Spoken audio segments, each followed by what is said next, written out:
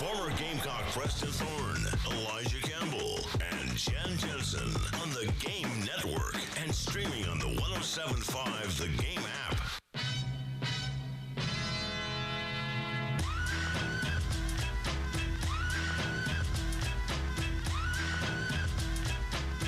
Monday, August 10th, Preston Thorne, WIS's Nick Harvey, Jen Jensen. Meat Package Monday is in the building. Welcome into the early game, 6 o'clock on the dot. Thank you for joining us. We'll be thanking you for joining us for the rest of the time. But we have Meat Package Monday here, and when Nick Harvey is in the building, we have to take advantage of the expertise that is here, because we know that all the conversation all summer has been about the big guys. It's been about the O-line. Can they block? Will they protect? What will they do? And Nick is a perfect guy to have in the studio with us. So we are glad to have Nick in the building today for Meat Package Monday. But it won't stop there. Thank you, Jen. But it will not stop there, because we'll be here all week. We'll be here for a while this week. Our boy Elijah is sauntering off in international waters. I know. I saw via the Twitter machine that he landed safely and everything is good. Looks like that. So, Said it took about 24 hours from a couple of plane rides to some bus rides and whatever. So, yep, he's there. But all seemed to go off without a hitch. And so well deserved. We do not expect any. The mandate is that we do not want any updates from Elijah. He is off international waters. That man works extremely hard to bring you all of these nerdy statistics that he brings you and all the things that he does. And so he is on vacation, and we will not be bothering him. No, and hopefully he didn't take a whiteboard with him. Yeah, that was the main piece of advice we say. Is say you cannot look up stats. You cannot take a whiteboard. I don't want to hear about over-unders or percentages. Nothing like that. Your job is just to go to Spain and drink wine and relax and go to the beach. That's what his job is. That sounds pretty great. And yeah, I mean, stay off of the what is it, the chat rooms and stuff like that. Don't read any of the message boards. Stay out of the message boards. Don't get on social media. We don't want you to do any of those things. Elijah is on vacation, and it is well deserved. And so for that being said, we will be holding down the fort today. Football season has started. Camp has started. Everybody is playing, whether at every single level, whether you're talking peewee, you're talking high school, pros, college. College is probably the level that's maybe furthest behind, I would think. I know high school has started. My boy Nick is starting to work with some high schools, work with a high school in the area. We'll get to that a little bit later. The pros have already started to have scrimmages. Nick, I have picked a team. I don't know if you are you aware of this? I saw. I don't know if you're aware of this, but I have picked the squad. Keep pounding. That's correct. Keep pounding. Preston is in the building. Wow. A choice. A very last second choice. Staying in the division. Yeah. Yes. That's kind of a risky move. Usually, if you jump ship, you probably should jump ship like out of division or out of the conference. But staying right in division, because I feel like it's one that I can win. I like it. I feel like it's one where I can win, but I will get there. We will get there very, very shortly. We'll have a conversation about that. But with the meat package, with the season started, one of the things that's really come to my attention in talking about the new Kendall Browse offense and talking about the new implementation is the phrase simplicity. It keeps coming up. It keeps being a thing that we discussed. And we're going to hear from Shane talking about that simplicity in a minute. But before we get to Shane talking about it, Nick, when you hear the idea of simplicity as far as football is concerned, but even more so as far as offensive football is concerned, what does that mean to you? Well, to me, it means you have a set few plays that is your identity, right? Like, you know what you're running, you know what your assignments are on these plays, no matter which way it's going. It's easy enough that you can run it within a matter of, 15, 20 seconds. It shouldn't take long for the team to execute that play. Get to the line, get set, run the play, get to the line, get set, run another one. To me, it's just you're making it easy enough for the big guys up front to remember what they're doing, know what their assignments are, know their rules, and you're moving as quickly as you can. And I think that's what it is. It's simplicity for the purpose of tempo offense. Mm-hmm. So, yeah. So when you hear the idea, especially when you talk about the tempo, you hear the idea of simplicity, especially at the beginning of the season when you're working on install. It's extremely important for you to be able to grasp complex ideas, distill them down, because obviously you are working with high school athletes right now, and that is one of the things that you're ultimately always trying to do is how do I get these players who have varying levels of experience, varying levels of talent, varying levels of want to. How do we get them all on the same page of trying? And I think simplicity is usually the answer to that, right? Yeah, 100%. Yeah, I mean that's been the biggest thing over the past week and a half is just ingraining the same. There are installs where you bring in some more stuff. You're probably not going to see as many of those plays early on in the season, but we have our set few that we know we're running. We know they work. We know that the guys know what to do, and if they don't know what to do, we expect them to do it at 100 miles an hour. Mm-hmm. We can correct the mistakes. You can't correct effort. Right, you can't. That's a huge thing. We'll get to that a little bit later. But Jen, I want to get to Shane here. I think this is clip 12 from Friday, and this is Shane Beamer talking about the idea of the simplicity of the Kendall Browse offense. I would agree with that and see where he's coming from. I know from talking to our players, they've commented on that, just the offense and that they're playing fast and it's, simpler. And I don't think, if I thought that what we were doing in the past was too complex and hard for guys to learn, we wouldn't have been doing it. I know it's easy to say, man, these last 5 years, they've been running this pro-style offense that the players couldn't learn, and now they're doing this fast-paced, up-tempo, and they should have been doing this all along. Like, I don't think what we were doing previously was complicated. If it was, I would have stepped in and changed something. But I do believe that, how we operate, we're not up-tempo necessarily all the time, but how we operate, is very conducive to learning.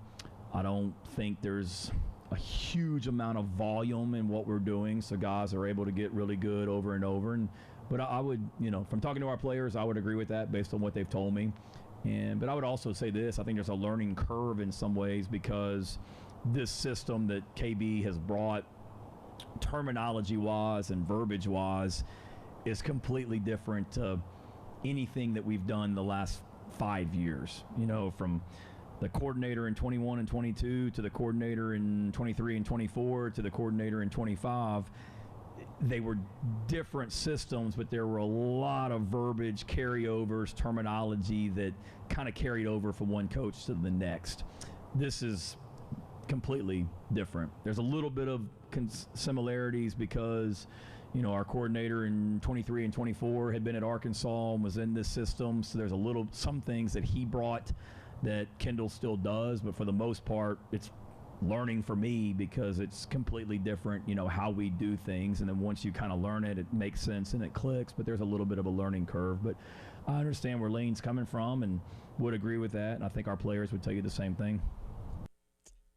So, first of all, I was positioning Shane. Hey, Shane, you don't need to cover for the past. It was not good. We were all here. We're excited about the future. We understand we're moving forward.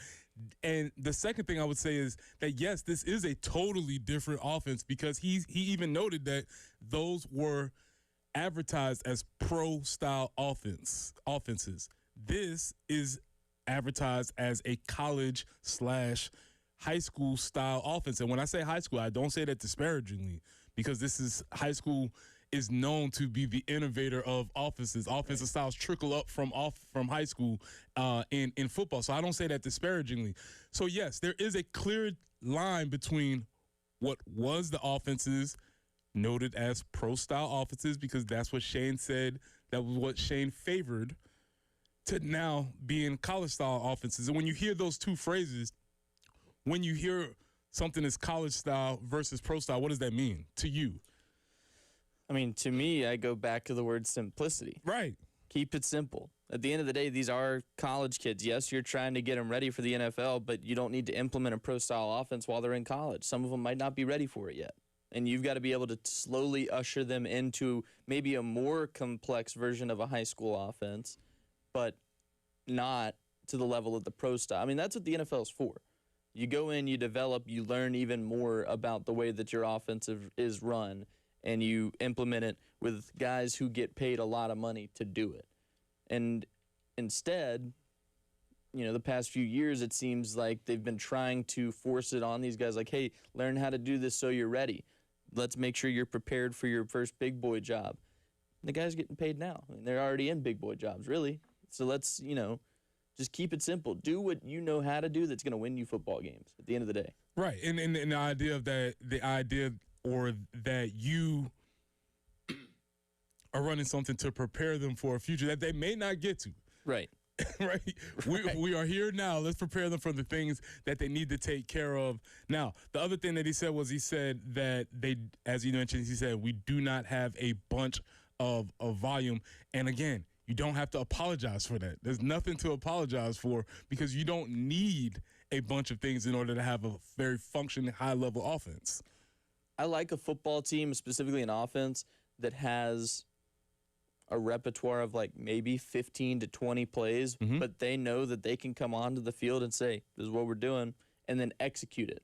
You can tell a defense, hey, we're coming right here, and we're going to find out if you can stop it or not because we know how well we run these plays. Well, if you think, if you think about, okay, let's say if you have 15 to 20 plays as a framework, well, you multiply that by multiple formations, right? So if you have 15 plays times 4 formations, now you're already up to 45 plays. Then you go left and right. I can't do math like that. I just want to observe that was really impressive. Thank you. Okay, let's see if we game this out a little bit. Now you have 45 plays. Then you go left and right. Now we have 90 plays. Then you put some motions on top of that. We're already in the triple digits worth of things that a defense has to worry about based on you only having 15 core plays. That could be 8 runs and 7 passes. Seriously. How many plays are you going to run throughout a game? It's not as if you're going to run every single play every game. Well, and that's just it, too. That's what gets me is like coaches, some coaches will have 45 plays on a call sheet that are all different plays, and some of them are the same but in different formations, whatever it is, but some of them are legit 30 different plays at least. And I'm sitting here going like, you're not going to run all these. Like we used to do when I was in high school, we would have weeks where we would install new plays to have ready for the Friday night game. We didn't run those plays once. There's nothing more demoralizing because now we just wasted a whole week and we thought it was cool and we didn't run it during the We finally figured it out Wednesday, the last day in pads. Everybody was excited about it. Man, this is going to be a great play. We never ran it. Right. Never once. Because the coaches can't run all those plays either in their brain because you fall back to a certain amount of plays that you have in your mind. So the idea of simplicity, when you hear that, as a fan or as a listener, I think that, to me, that is something that you should get excited about. I agree. Because it's easier to understand a very finite level of plays when you don't want to see a playbook that is too large. And we were here. We heard the conversations. I forget which receiver it was, but during the first Marcus Satterfield era, there was receivers saying, I forget exactly who it was, but he had a podcast and he was like, oh, yeah, we ran a play that we hadn't run since. I got to go back and recall exactly what that was. Yeah, I know exactly what you're talking about. But he was like, yeah, we had a play. We hadn't ran that. That was way deep in our playbook, and he called it in the middle of the game, and nobody knew what he was talking about. That happened. Yeah. That was a real-life thing, so we can't act as if those things didn't happen. But simplicity, this is the time for it, and to me, that's encouraging news as you hear about camp progressing.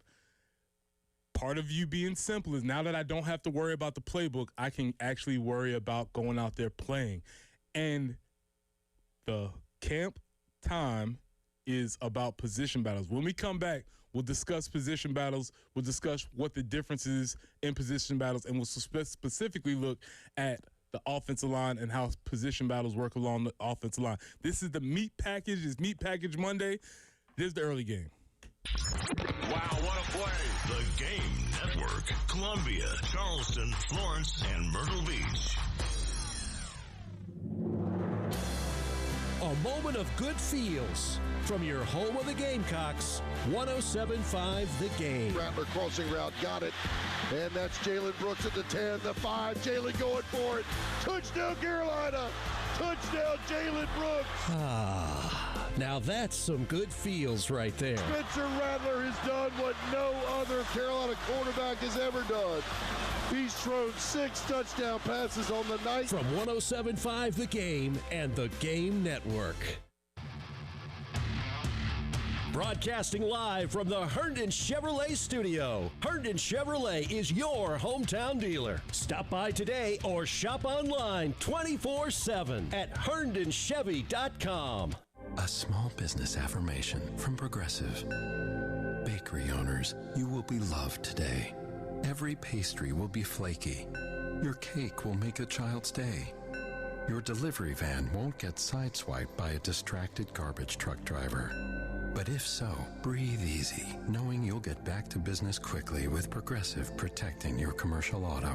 See if you can save in as little as 8 minutes at progressivecommercial.com. Progressive Casualty Insurance Company and Affiliates. Unlock the savings at Boost Mobile and save up to $600 a year. I've been scouting these big carriers for a minute now, and I've seen them pull the same play 1,000 times. They promise you the world, then hit you with a price hike right when the game gets tight. But Boost Mobile, their $25 a month unlimited wireless plan is the most consistent player on the floor. No contracts and no price hikes. Unlock the savings today at boostmobile.com/unlock. Based on average annual single line payment of AT&T, Verizon, and T-Mobile customers compared to 12 months of the Boost Mobile unlimited wireless plan as of January 2026. For full offer details, visit boostmobile.com. Powered by Integrated Media, the Game TV. Sponsored by Shepherd's Glass. For auto, home, and commercial glass, shepherdsglass.com. In Chapin and West Columbia, the Game TV. Sponsored by Shepherd's Glass. Shepherd's Glass. This is Larry Leitner, owner and founder of Midstate Roofing. And for nearly 30 years, we've continued to be the proven leader in the roofing and waterproofing industry. Midstate Roofing's proven history is your assurance that our professionals at Midstate Roofing will provide the proper advice, service, and results to the needs of your facility in a manner both safe and pleasing to your operation. From high-rise to hospitals, manufacturing to industrial, Midstate Roofing designs and installs bonded systems with a protective guarantee that will keep your operation dry and running long into the future. 24 hours a day, 7 days a week. And this is Blake Leitner, reminding you to protect that roof with a maintenance contract. Call me today at 803-356-1919 or online at midstateroofing.com. That's midstateroofing.com. You'll speak to an on-call technician after hours or a Midstate Roofing staff member during hours at 803-356-1919 or online at midstateroofing.com. And as always, tell them Midstate Twins. If you have a leak, let Midstate Roofing take a peek. Call Lawyer Lisa. Experience the difference with Lawyer Lisa. Hi, I'm Lisa Hostetler Brown. Now is the time to take care of your family. Have you gotten your trust set up to protect your kids? Have you funded your trust? Do you have a plan to manage care? Visit lawyerlisa.com/thegame to see how we can help. Call Lawyer Lisa. Experience the difference with Lawyer Lisa. 7511 St. Andrews Road, Irmo, South Carolina. Don't miss this sweet deal from Lakeside Seafood and Steak. Beginning this Friday at 9 a.m., visit 1075thegame.com and click on Sweet Deals to get a $50 gift certificate to Lakeside Seafood and Steak for just $25. Bill Gunner at 1075 The Game for AAA Heating and Air. Look, I know you're thinking about a lot of spring cleaning right now, but are you thinking about your generators? You need to be. Those things are vitally important when our power goes out. You want to make sure your generator is running great. At AAA Heating and Air, they're ready to help you. So call today or visit their website. Call AAAtoday.com and tell them Bill Gunner with 1075 The Game sent you. AAA Air when you need us. AAA Heating and Air. Discover the Griffin difference. Turn these scorching summer days into unforgettable memories with a beautiful custom pool from Griffin Pools and Spas. Whether it's family fun, weekend cookouts, or relaxing after a long day, your dream backyard starts with us. Stop sweating through another summer and start making a splash in your own backyard. Call Griffin Pools and Spas today and let us build the backyard you've always imagined. Griffin Pools and Spas. We make you feel good.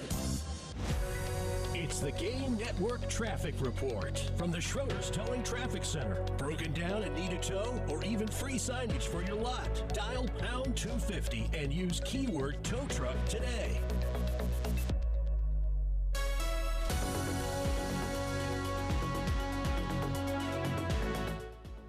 We have a report of an accident on Methodist Park Road at Highway 1 in Lexington County. So be mindful of that. Methodist Park Road at Highway 1 and turning those burners up again this week. 95 for the high today. Some spotty, maybe afternoon or evening thunderstorms.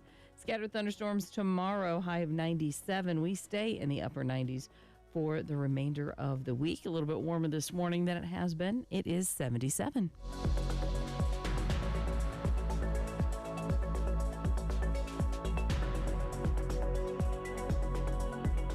The early game with former Gamecock Preston Thorne, Elijah Campbell, and Jen Jensen on the Game Network, 107.5 Game app, and at the Game TV radio on YouTube.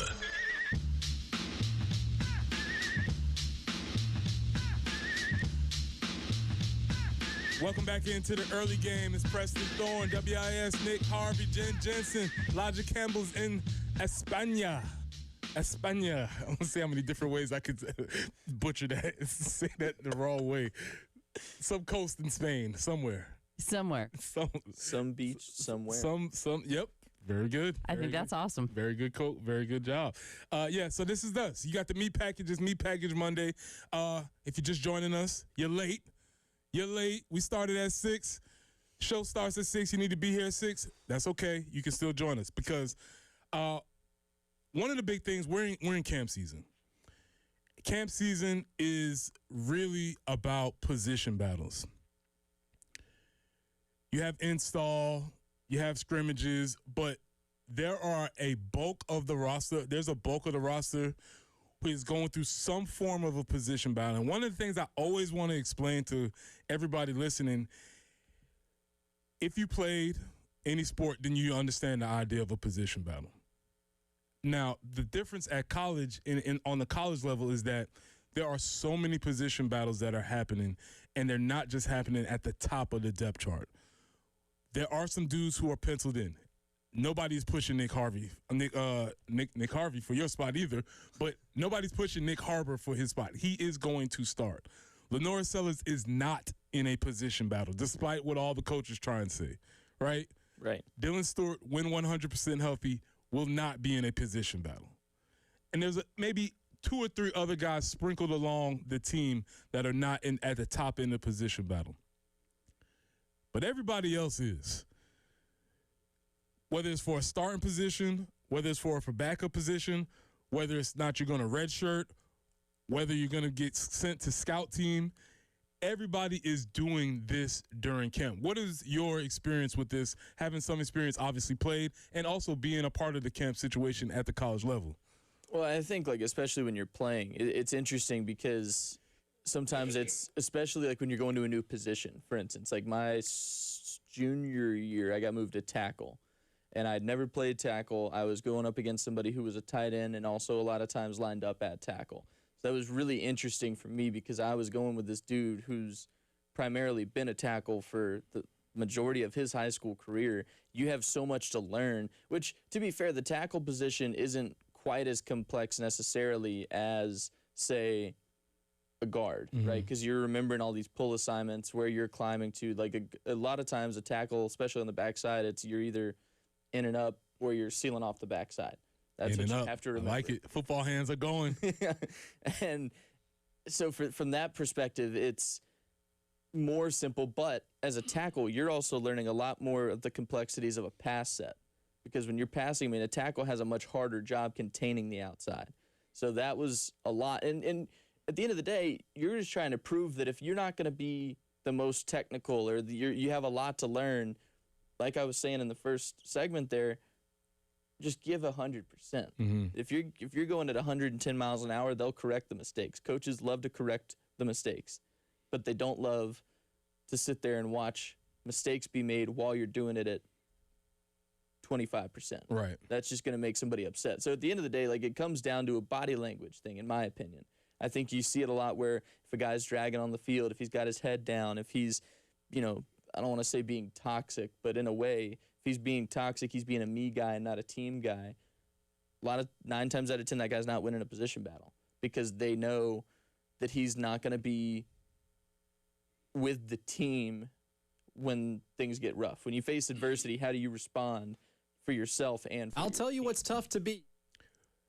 Hold on a second. Because what you just said at the end echoes a little bit of what Shane said about the idea of position battles. And what may be surprising to some folks is it's not necessarily just what happens on the field, there are a lot of different other factors that happen. And Jen, this will be clip number 8 from Friday, and this will be Shane talking about the separators for position battles. Yeah, I think a lot of that was the summer.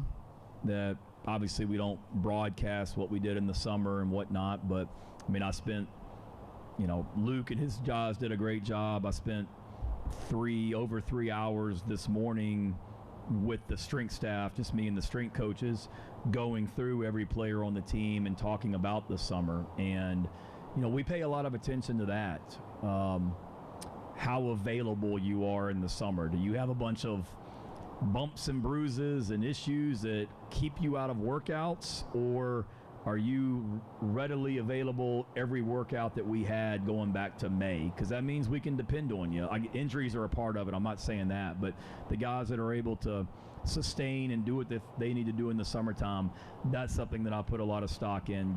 How guys worked over the summer. I mean, we can talk about a lot of guys that, had great summers, but really, who really separated themselves, particularly in a position battle. And yeah, coming out of spring practice, there are some battles that we knew there were decisions to make, and they still are. But certainly this summer, there are some guys to me that separated themselves from the pack with the summers they had. So that would be one thing before we even start practice. And then once you get into practice, yeah, I mean, it's easy to say this guy's making a lot of plays, but just, who's that tough, smart, dependable guy that just does things right day in, day out. He doesn't flash one day and then disappear the next. He's just, steady and consistent. And those are the guys that you want to go to battle with. So you hear Shane lay that sort of out, some of the thinking process behind how they establish people in position battles. Now, as I said last week and replaying this clip now, that is very much true to an extent.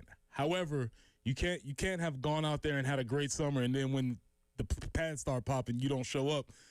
They're not going to give the position to the person who just showed up and lifted weights. Right. You're going to have to still play.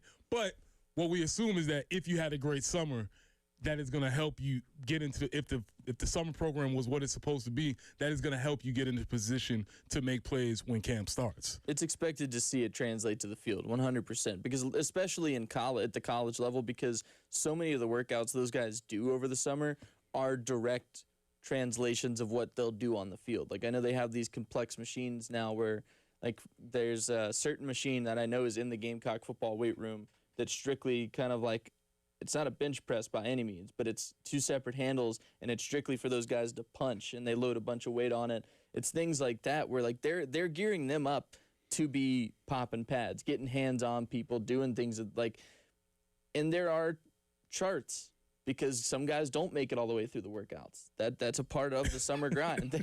They start doing the conditioning, and we get told later on, hey, so-and-so didn't finish the workout today. Right. And you have to take that into consideration, because what have you been doing? You've been here almost every day besides the time off that they get. You've been here in the weight room. How did you not finish this workout? And those questions come into play that then when you get them out to camp and you go, I see why you didn't finish the workout. It's just not the most mobile guy on the roster. And that certainly does not help you at all with a position battle, because it's not just that, too. To go even further, it's meetings. Are you one of the ones who sits up near the front? Are you paying attention? Are you taking notes? Are you learning from what the coaches are critiquing instead of just sitting there and being upset that you're being critiqued in film? Because there are certainly a fair share of guys who hear their name called and immediately start groaning in the back of the room because they don't want to hear about what they did wrong, because they know they did it, and now everybody else is going to see it. And that's never fun, but sometimes you just got to embrace it, write it down. This is how I can do it better next time. Show them that you care and that you're willing to learn and not just be upset about it all the time. Right, and all of this stuff has to be formed throughout camp. Everything has to be put together, and you have to figure out where guys will fit into certain players. There might be a guy who has the disposition of a starter who you're asking to, be a depth piece, and that may not be his necessary thing. And so you have to figure all of that stuff out as coaches. And so there's a lot of position coaches, but I mean, there's a lot of position battles that are happening, but we're going to be focusing specifically on the O-line. And when we come back after the break, we're going to talk about the offensive line, what some of the folks who are at camp are hearing, and how we want to maybe see the offensive line shape out. This is the Meat Package Monday, and it's the early game. Wow, what a play. The Game Network. Columbia, Charleston, Florence, and Myrtle Beach. It's 2026 SEC Media Days. And the game was there all week. It's just a matter of starting over. I built these relationships, got to know these guys, these coaches and all that. There's no need for me to go somewhere else that's not home for me. On the Game Network, the 107.5 The Game app, and at the Game TV radio on YouTube. It's done for CHW Cabinetry in Lexington. Did you know they are a locally owned business and they are a women-owned business? And I'm telling you what, they took great care of us when we had a big disaster and the house had a flood. Kitchen had to be gutted. They were so helpful in getting us into a whole new kitchen and getting all the cabinetry figured out. That photorealistic rendering I've talked about, I'm not kidding. It was fantastic. That helped us in the process of getting everything laid out, but also afterwards so we could get all the other pieces put together. They were helpful with bathrooms for us as well. We needed some cabinetry for those as we did some updates. They can do the same for you. They can help you with a closet. You know, maybe you'd like to have some cabinetry in there, get it a little more functional, get some drawers in your pantries, all things that make life a little bit better in your home. Check out chwcabinetry.com. Call them at 803-520-6837. Tell them Jen sent you. CHW Cabinetry, passion from inspiration to installation. By SC Education Lottery. Did you know that since 2002, more than 2.8 million lottery-funded scholarships such as the Life, Hope, and Palmetto Fellow scholarships have been awarded to South Carolina students? Playing for fun is a win for education. Visit sceducationlottery.com/educationwins for more information. At the Samuels Reynolds Law Firm, we've seen how terrible accidents turn lives upside down, and we're proud to be the lawyers our clients depend on during their toughest moments. I'm Jason Reynolds. Call me when your family is faced with any serious injury or death. And I'm Stephen Samuels. When you're hurt at work, I go to work, getting you the medical treatment and workers' compensation you depend on. We have the experience and passion you need when you need it most. Samuels Reynolds. True injuries, true lawyers. 779-4000. The road to success, well, it isn't always a straight one, but it's so much easier getting there with a good education. I tell my kids every day before dropping them off at school, don't take this for granted. Tuition assistance from the South Carolina Education Lottery helped me go back to school when I needed to make a change. And I'm so grateful because now I am where I'm supposed to be. Better opportunities means a better South Carolina, and a better South Carolina means a better you. Visit sceducationlottery.com/betteryou. Hey, this is Ray and Nathan with Pope Davis Tire Automotive. Maybe it's 250 degrees right now in honor of America's 250th birthday. So, come to Pope Davis for our All-American Star Spangled, Red, White, and Blue Freedom Eagle AC Special. $50 off charging your AC or $200 off if you need your compressor replaced. That's really giving ice cold. This offer only good while it's still really freaking hot outside or until August 31st. Bet. Visit us online at popedavistire.com. Scott here from Traditions Fine Jewelers. If you're in the market for an engagement ring, you'll be glad to know the team at Traditions has over 175 years of collective experience in the diamond business. And with over 1,000 diamond rings in stock, you won't see a selection like ours anywhere else. And if you already know what your dream ring looks like, we can build it for you. Need financing? We have a ton of options there too. So come see us and you'll understand why Traditions truly is where the Midlands get engaged. Conveniently located in Lexington and Sandhills. Protecting your family, your health, your home. I'm David Hill of True Protect Pest Services, and that's what we're all about. At True Protect, we're more than your local pest control provider. We're your neighbors, and we care. Our technicians are certified in modern, environmentally conscious treatments that work. For local, reliable pest service, call 803-400-8188. That's 400-8188. I'll actually answer the phone, and we'll get started. True Protect Pest Services, proven pest protection. Want to unlock the power of athlete marketing to grow your business? Garnet Trust has recently launched a business membership program, making it easier than ever for your business to work directly with a USC student athlete. Visit garnettrust.com today or call 803-250-1765 to see your business boom. The Game phone lines at 803-404-6100. Sponsored by AAA Heating and Air. Now offering 12-month payment plans on all HVAC or electrical repairs with no credit check. Online at callAAAtoday.com. It's the Game Network Traffic Report from the Schroeder's Towing Traffic Center. Broken down and need a tow or even free signage for your lot? Dial pound 250 and use keyword tow truck today.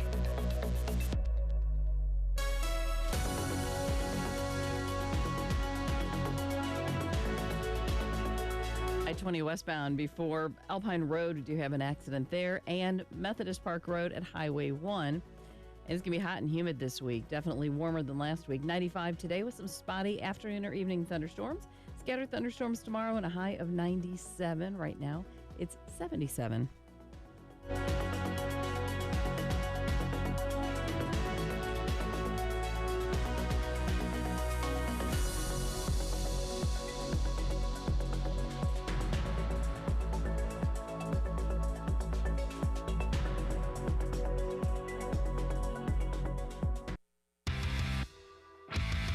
Early game.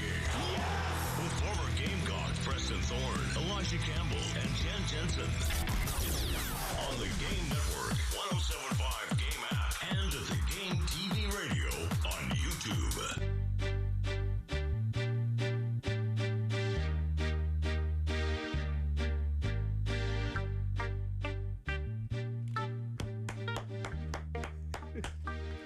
Jen, one more time, please, if we can do that one more time. That was awesome. That's right. We are. It's on a hot key for the week. Meat Package Monday is in the building. Preston Thorne, Nick Harvey, Jen Jensen.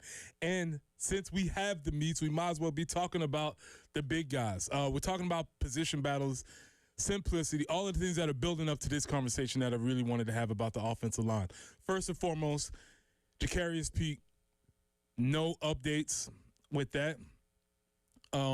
So we'll see where that goes. That's at the top of any conversation that would have to happen with the offensive line, because Jacarius was the number 2 offensive tackle in the transfer portal behind Jordan Seaton. If you saw what Jordan Seaton commanded from Colorado to get to LSU, you know that, hey, South Carolina is competitive in the transfer portal market. Yes, we have a great culture. Yes, Shane is a great guy. All of those things. But also we were able to land a big-time transfer. So we'll see how that goes. All things seem to be on track. We'll see what that means moving forward. Aside from that, there are other things that need to be settled as far as the offensive line is concerned. Now, here's the thing. As of right now, there are 4 guys who are P4 transfers that are projected to be starters, and that would be Never Nervous Hank Purvis, Carter Miller, EJ Poco. Those are going to be your P4 guys. Poco from East Carolina, I think, is really important because he played in a tempo-style offense. Carter Miller is a older dude from UCF. Never Nervous Hank Purvis from Purdue has played for a long time. Now, we've given him that name prior to the season. Now, hopefully it sticks.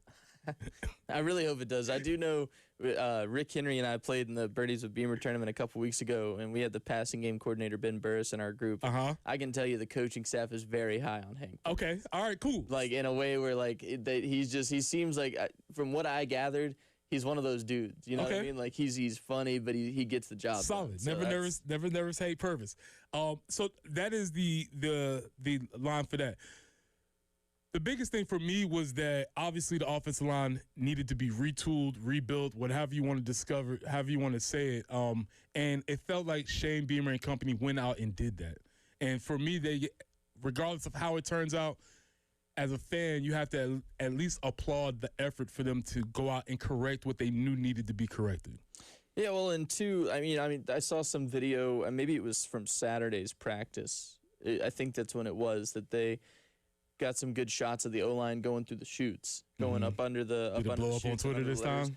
This one, I feel like it got a little bit of notice for the right reasons, because everybody was talking about how mobile the offensive linemen were. These dudes were getting in and out of that chute. I mean, you got, I just, if it felt like, and I watched the video myself, and I said the same thing. It was extremely impressive to see how fast those guys were getting through at a low level. Because a lot of times, especially like, again, you go back to the high school level, and you got a bunch of kids going through the chute. 75% of them are racking their helmet on the top of it. Like you're just hearing like clunk after clunk with a helmet on metal. Like it's not as fun, and they're going through slowly. You got guys duck walking, and then they stand up because they think they're done. One of them hits the bar again, and it's like these dudes are just going through full speed, head up, but still low enough and fast enough that I'm telling you right now, if they play like that, if it translates at all to the field, the way that they'll be able to climb to the second level is going to be not only crucial, but in my opinion, I think it'll be really, really impressive, and it's going to shock a lot of people. Well, one of the things that I want to pride ourselves, especially this week, is we don't want to use words that maybe people don't understand, right? So when you come back and we say climb to the second level, what does that mean? That means you attack your first rule, which would be the closest. 90% of the time, it's like your most dangerous man. You find who's in your gap when you take your first step. If there's somebody there, you take him. If there's a double team there, either you're the guy that's pushing off the first person to someone else, or the first person is pushing them off to you, and they're climbing to the second level, meaning linebackers, safeties, whatever it might be. They're at the second level of the defense, and you're trying to climb to them, wall them off to open up more running room for a back. Yeah, so that's kind of that is the thing that separates good, average offensive lines to good, great offensive line is, yes, most of the time people can either attack the first threat or the first enemy as a defensive lineman, but your great offensive lines are able to seal, wash out, cut off, do all those things at the second level, which are your linebackers or whoever makes that appearance. And that is the thing that takes a running game to the next level. We'll get into the inside zone a little bit later in our morning meeting, which a lot of that is based on you getting up to the second level and climbing and all of that. But those are just some words that you might hear. And to be quite frank, we didn't do a lot of that last year. No. We didn't block the first level, let alone the second level. So it was very difficult for us to even have some of these conversations about the offensive line. But if you see, this is the conversation that needs to be had around the country, and it's not just us, everybody, right? When we get a little bit further, we're going to see that one of the greatest teams, one of the best, highest projected teams in the nation has questions about their offensive line. So questions about offensive line will always abound everywhere. But I do think we have some logical answers in the dudes that have been brought in, and there will be some position battles. One of the position battles that I want to look forward, this is what West Mitchell, if you don't have Gamecock Central, check them out. They're giving you all the intel. I say it all the time. I am not an insider. I read all the information just like everybody else. I don't go to practice, so I'm looking like everybody else, but West does a tremendous job of what they're hearing and what they're seeing. And they brought up a position battle between Dane Arnett and Seth Smith, two guys who were brought from P5 programs who are older, Dane from Ferris State, Seth from Northern Arizona, who are looking to contribute. What do you think those guys can bring to this group as a whole? Well, experience, which is one thing that I feel like last year's offensive line in ways had, but in a lot of other ways didn't, if that makes sense. Mm-hmm. Because, again, you go back a couple years early in Shane's tenure, you had a bunch of offensive linemen who were still there when the Muschamp era ended that were then seniors or juniors when Javon Gwynn. Javon Gwynn, yep. Eric Douglas, so those guys ended up being pretty good. Right, exactly. And that's just, I think you got guys who have been in multiple different systems who know how to do it and have been there and can coach the younger guys up. I think you're going to get that, whether it's Power 5 or not. You've got someone who's been doing this for a minute. They've got other ways and other things that they can show these young guys and say, hey, this is the way I do it. If you feel like you get beat here easily, try to cheat it and do this. There's simple things where you just gain a different perspective from the guys who have been there and done it and have been doing it for a while. Mm-hmm. That I think I don't know. To some degree, it's also you got two guys who have been at a Power 5 level, and they're going to fight like, to get a position. Because at the end of the day, this is probably the final stepping stone for them, and they're trying to prove it. And they haven't been able to prove it at a Power 5 level, so they're coming to Power 4, and they're at an SEC school looking to tell everybody, hey, I've been doing this, but now I got to prove it to the whole world. There is a level of prove it Yeah. for anybody that's coming up from a smaller, quote unquote, smaller school, is that you want to feel like that I can compete at these higher levels with these guys that are the 5-star guys, because there's always that chip on your shoulder like, man, I got overlooked my whole career. Now that I'm here playing with them, I can go out and prove my capabilities with them. So we'll keep an eye on the offensive line conversation as we look out, because there is some more talk there with Darius Gray inching into and making some headway as far as getting on the field. We'll see how all of this plays out. But next, our first start bench cut of the week. And this is the Monday Meat Package edition. Nick doesn't know what he's about to hear, and I am about to present him with a quandary. This is the early game. Wow, what a play. The Game Network. Columbia, Charleston, Florence, and Myrtle Beach. This is Bill Gunner with 107.5 The Game and The Game Network. If you run a diner, bakery, coffee shop, burger joint, pizza spot, or that hidden gem everybody should know about, how would you like to get the word out about your business without spending a dime? Well, we got you. All you have to do is text your name, your business, and your phone number to 803-404-6100. That's 803-404-6100. And we'll be in touch. There's no catch. Times are tough, and we're here just trying to help you get folks in the door of your business. This is a Westwood One Sports Minute. The Washington Commanders suffered a massive loss on Saturday. Their 5-time Pro Bowl left tackle Laramie Tunsil suffered a torn tricep at practice that will leave him sidelined for months. This leaves a massive hole on the line of scrimmage. The guy that's protecting Jaden Daniels' blind side. This is a pivotal third year for Daniels and the coaching staff in Washington. They need a plan at left tackle, and they need a good one. I'm Denton Day.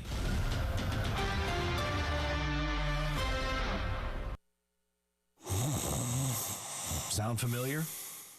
At Mattress Firm, we understand there are many problems that can keep you up at night, like snoring, aches and pains, or sleeping hot. Our sleep experts have the unrivaled know-how to match you with a mattress that can help. And now at Mattress Firm, save up to $700, plus get a free adjustable base with select Sealy Posturepedic mattresses. For the great sleep you deserve, visit Mattress Firm. We make sleep easy. Restrictions apply. See store or website for details. What's up, Boost? Main event Jey Uso here from the WWE. When it's just me between matches, it's day one-ish. And that means it's Chumba time. With hundreds of casino-style games and new titles arriving weekly, there's always something fresh to try at Chumba Casino. The Daily Boost make it even more fun. And have me about to get them all during my downtime. Ready for a fun way to chill out and enjoy a few minutes for yourself? Let's chump. Sponsored by BGW Group. No purchase necessary. See terms at ChumbaCasino.com. Must be over 21 and present in the state where it's legal to play. Here's a tale of Becky. Didn't know what to do with new meds prescribed and no real cost clue. She squinted at prices, that can't be right. Then tapped GoodRx and saw the light. She could get a deal. Book telehealth if she feels. Learn about those meds without any stress. That one little app does all the rest. Even my horse downloaded it. Dang, save time and money on prescriptions. Check GoodRx. GoodRx is not insurance. Straight Talk Wireless presents Pickup Truck Wisdom. Trust is earned. That's why I've stuck with Straight Talk. Same price since 2009 on Verizon's 5G network. Cause shoot, anyone can make a promise. Keeping it for years, that means something. Now plans starting at $25 a month with 4 lines. Find us at straighttalk.com and Walmart. Straight Talk Wireless. Straightforward. Always. Same price claim applies only to the base monthly price of our $45 plan from October 2009 to present. Someone had a birthday. Yep, 50. Can't believe it. 50 years of wisdom. Great segue. We have a health reminder from the CDC. Pneumococcal vaccination is recommended for adults 50 or older. Says here, we're over 6 times more likely to be hospitalized with pneumococcal pneumonia than adults under 50. I don't love those odds. Same. Look what I found. Pfizer's Prevnar 20 is proven to help protect adults against pneumococcal pneumonia and invasive pneumococcal disease in just 1 dose. And millions have already gotten it. Continued approval may depend on a supportive study. Don't get Prevnar 20 if you have a severe allergy to its ingredients. A weakened immune system may lower your response. Common side effects include injection site pain and swelling, fatigue, headache, muscle, and joint pain. For full prescribing information, please call 1-855-213-2138. Visit Prevnar20.com or talk to your doctor or pharmacist. I'm on Prevnar20.com now, scheduling my appointment. Good idea. And happy 50th. The early game starts with former Gamecock Preston Thorne, Elijah Campbell, and Jen Jensen on the Game Network, 107.5 Game app, and the Game TV radio on YouTube.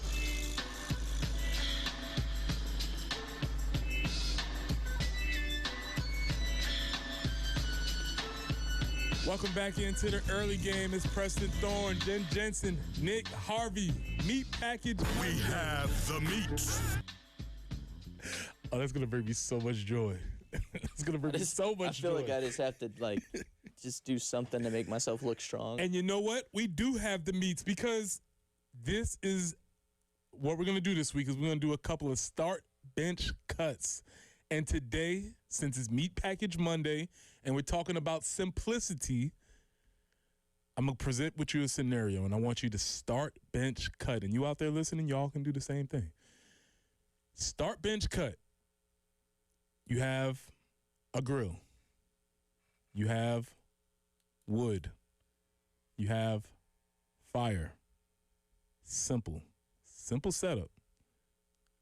I'm not talking about mesquite. I'm not talking just a simple setup here. All right? Meats. Bone-in steak, bone-in chicken, bone-in pork chop. Start, bench, cut. What you got? Simple setup. I'm not talking sauces. I'm not talking all. This is just we just got a piece of meat and we have fire. Got to start with the chicken. Okay. All right, Jen, coming off strong. Continue. Bench the steak. Okay. Oh, no, I'm sorry. Bench the pork. Cut the steak. Sorry. Whoa. Okay.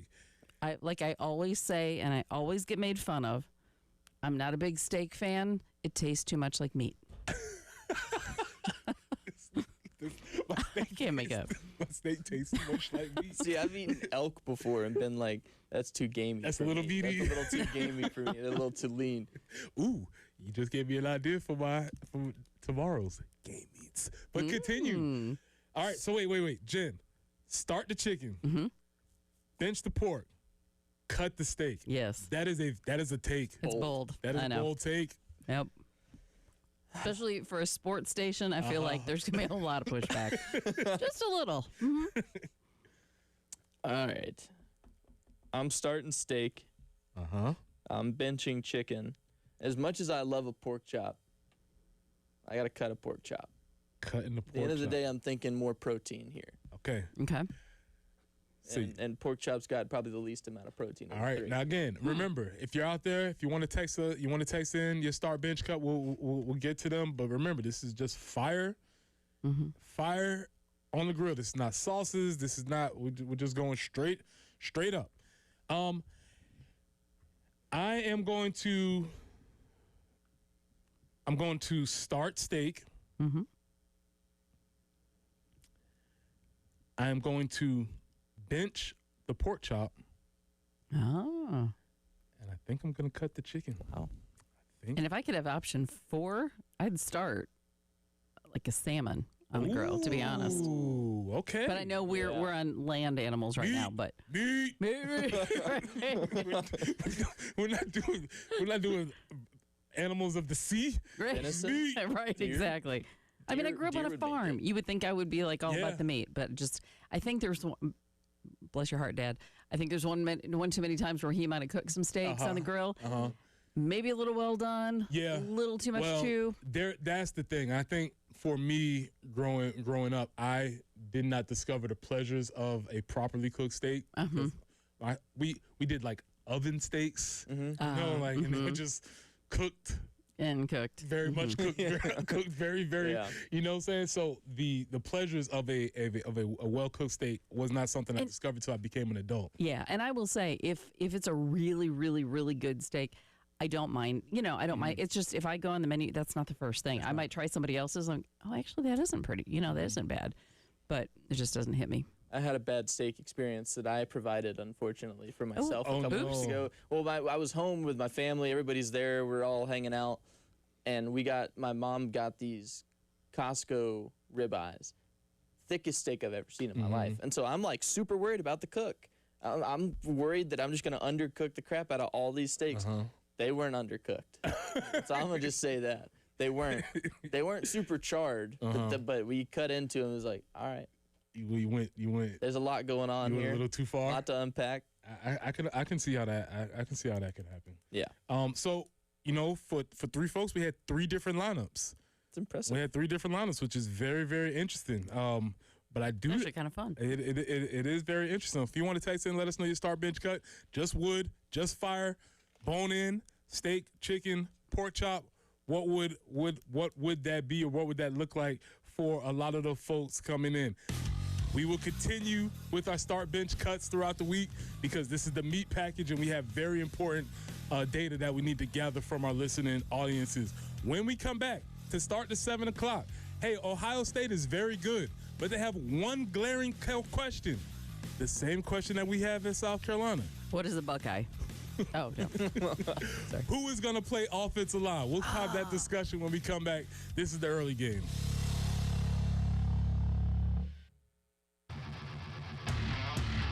Broadcasting live from the Herndon Chevrolet studio. Herndon Chevrolet is your hometown dealer. Stop by today or shop online 24/7 at herndonchevy.com. Sponsored by Allstate. Some people just know you can save money on car insurance by checking Allstate first. Those people are probably saving a carload of cash right now. So what are you waiting for?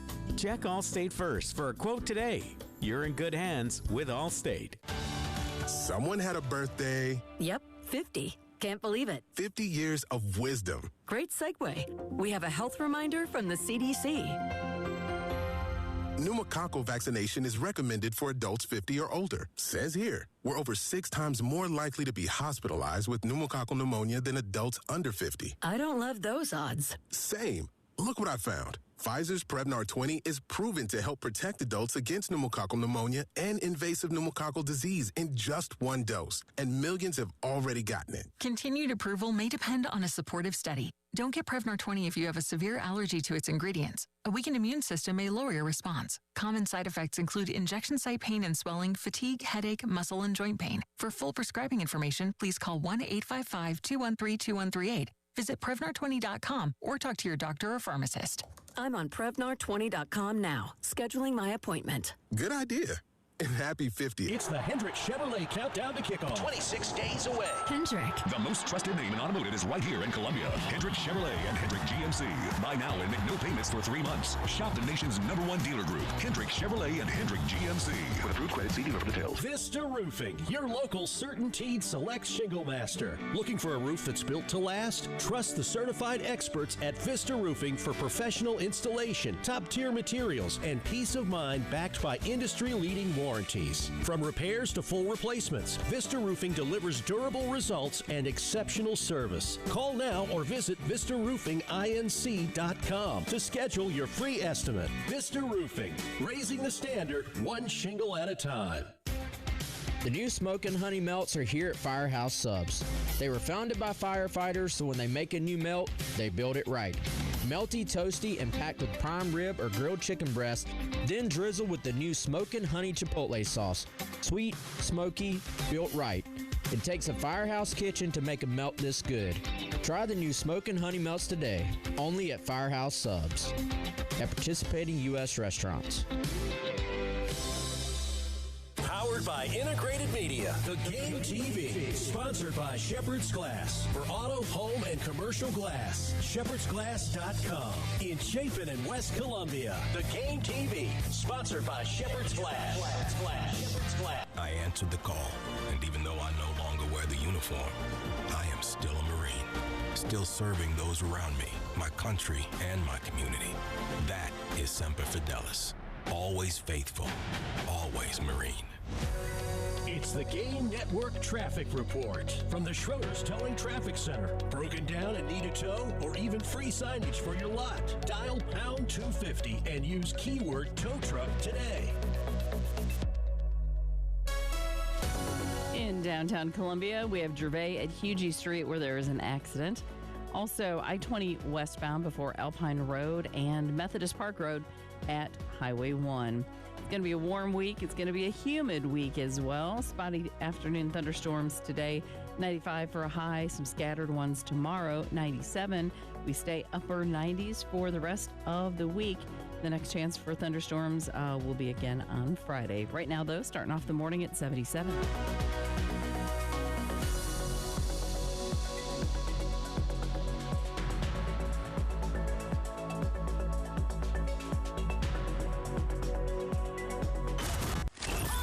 Your home for the Gamecocks. 107.5 The Game. WNKT Eastover, Columbia. A Cumulus media station.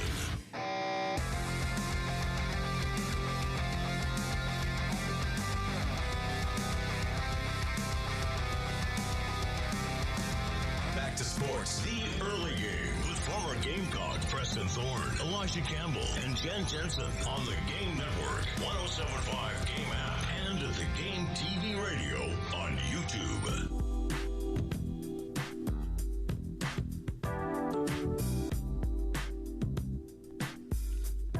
Welcome back into the early game. Preston Thorne, Jen Jensen, WIS's Nick Harvey. And who are we, Jen?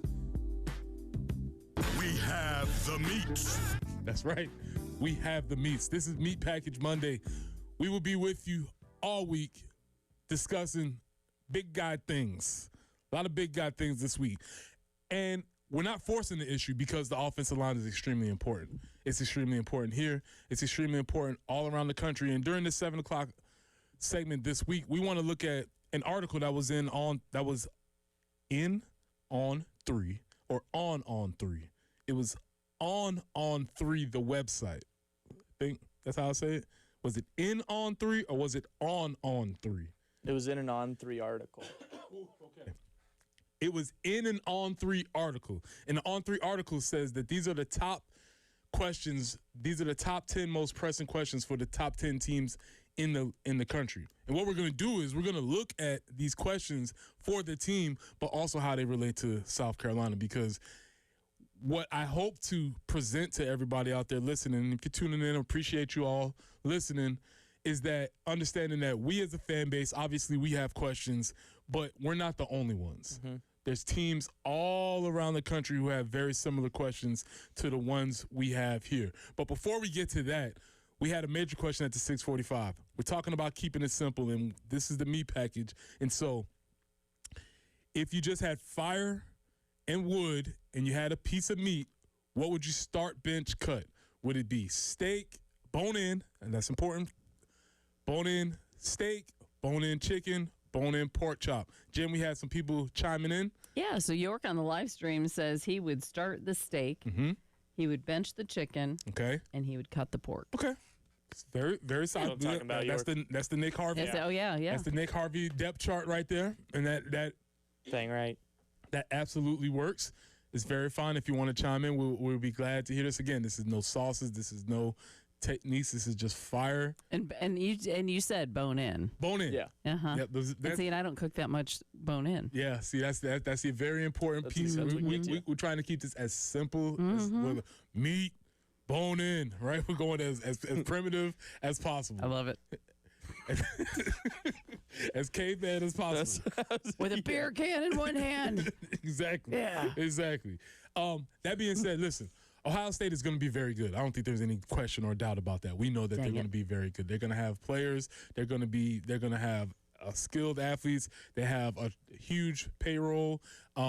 We understand that. But one of the questions that came up in this article, and this was the first question in the article, and obviously it is relevant to where we are, is the question is, will the offensive line be good enough? Now, that's a little bit of a different question because our question is, will the offensive line be good?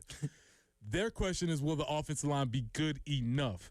Because despite having all of the talent that they had last year, they sort of got exposed towards the end of the season, right? Yeah. Yeah, they got stood up a couple different times. I mean, you look back, especially the playoff game I think about against Miami. Their defensive line ate up off Ohio State's offensive line, and that was ugly. There were points in that game that got ugly because the offensive line just was not good enough. It's weird to say because at the end of the day, this is a team that got to the college football playoff. Like they were good enough to be there, but it's evident that at a certain point, if not every position is addressed exactly as it needs to be to the ultimate T, you're not going to get very far. Yeah.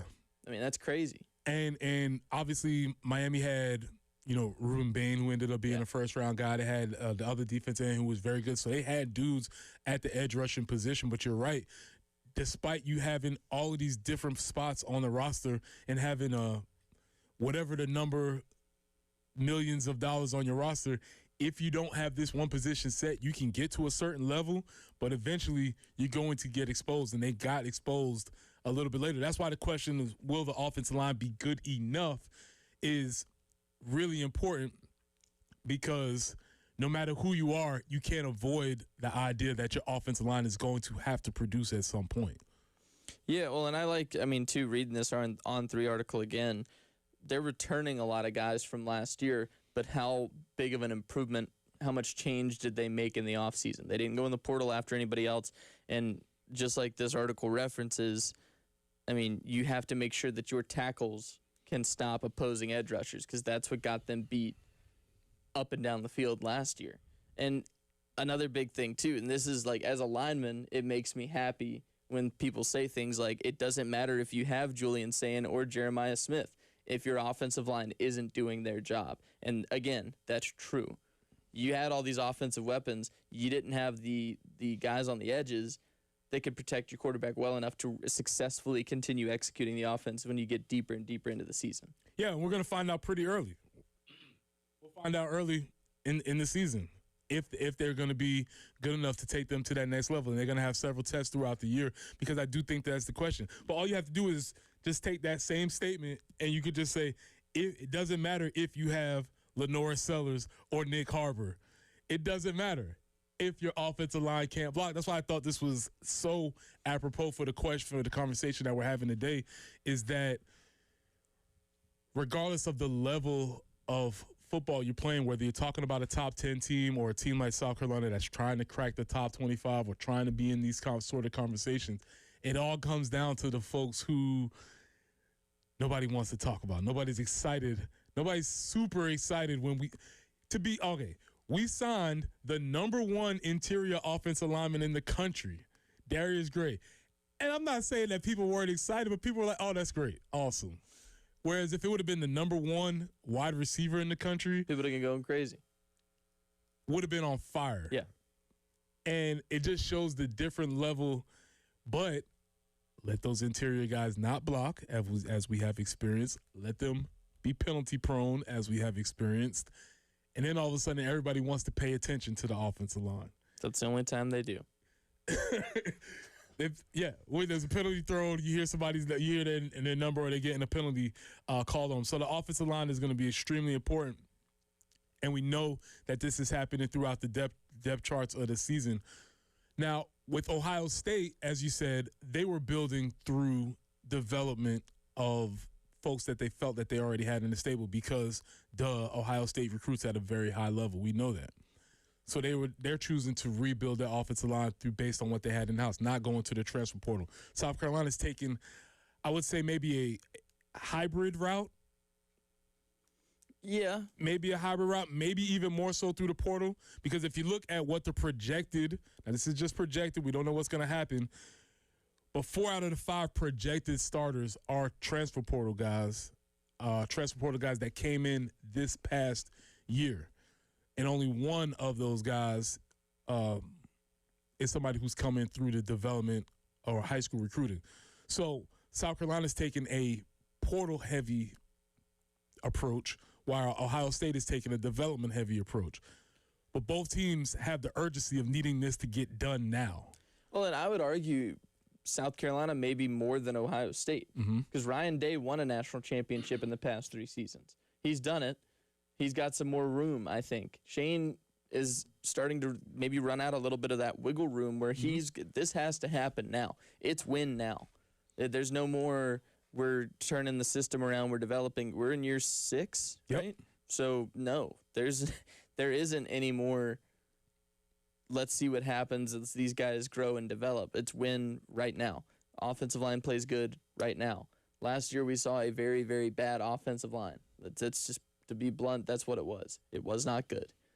You need to see at least a well-oiled machine of guys who maybe they are making some technical mistakes, but they're punching people in the mouth. If they're down, dirty, violent, they're just finding somebody in open field to hit or with right in front of them to hit, then I think I would be happier than last year when we, and I reference this, I'm pretty sure now on a regular basis every time I fill in, rather than have a guy who is snapping the ball take a false start penalty. If we do better than that, I'll be happy. You're working with high schoolers right now, right? Yep. How furious would it make you if your center jumped off sides? I don't know because I haven't experienced it, and I don't want to. How furious would it make your head coach? I think we'd both be equally as upset. Steam would be coming out of your There's eye. been a couple times where the snap has been late enough that I'm like, if it's a false start and it's because he didn't snap that ball, I'm not going to be happy. Well, that happened on several occasions last year. Yes, it did. And that change has been made. And so if we're looking at the projected starting lineup for guys that are coming in, if you're just joining us, we'll be talking a lot of O-line talk today. The number one question, obviously, is Jacarius Peete. What's going to happen with his injury is concerned. Jacarius was the number 2 tackle in the transfer portal coming from NC State. He's a guy who's on Bruce Feldman's freak list, projected to be a first-day guy as far as the draft is concerned. He is a phenomenal prospect as far as, not even prospect because he's actually played, so I won't even say prospect. He's a phenomenal piece that they landed in the transfer portal, but he's injured. What the extent of that injury is, I don't know. I can't say I don't know where he is in the recovery process. It's said that he's on track. We'll see.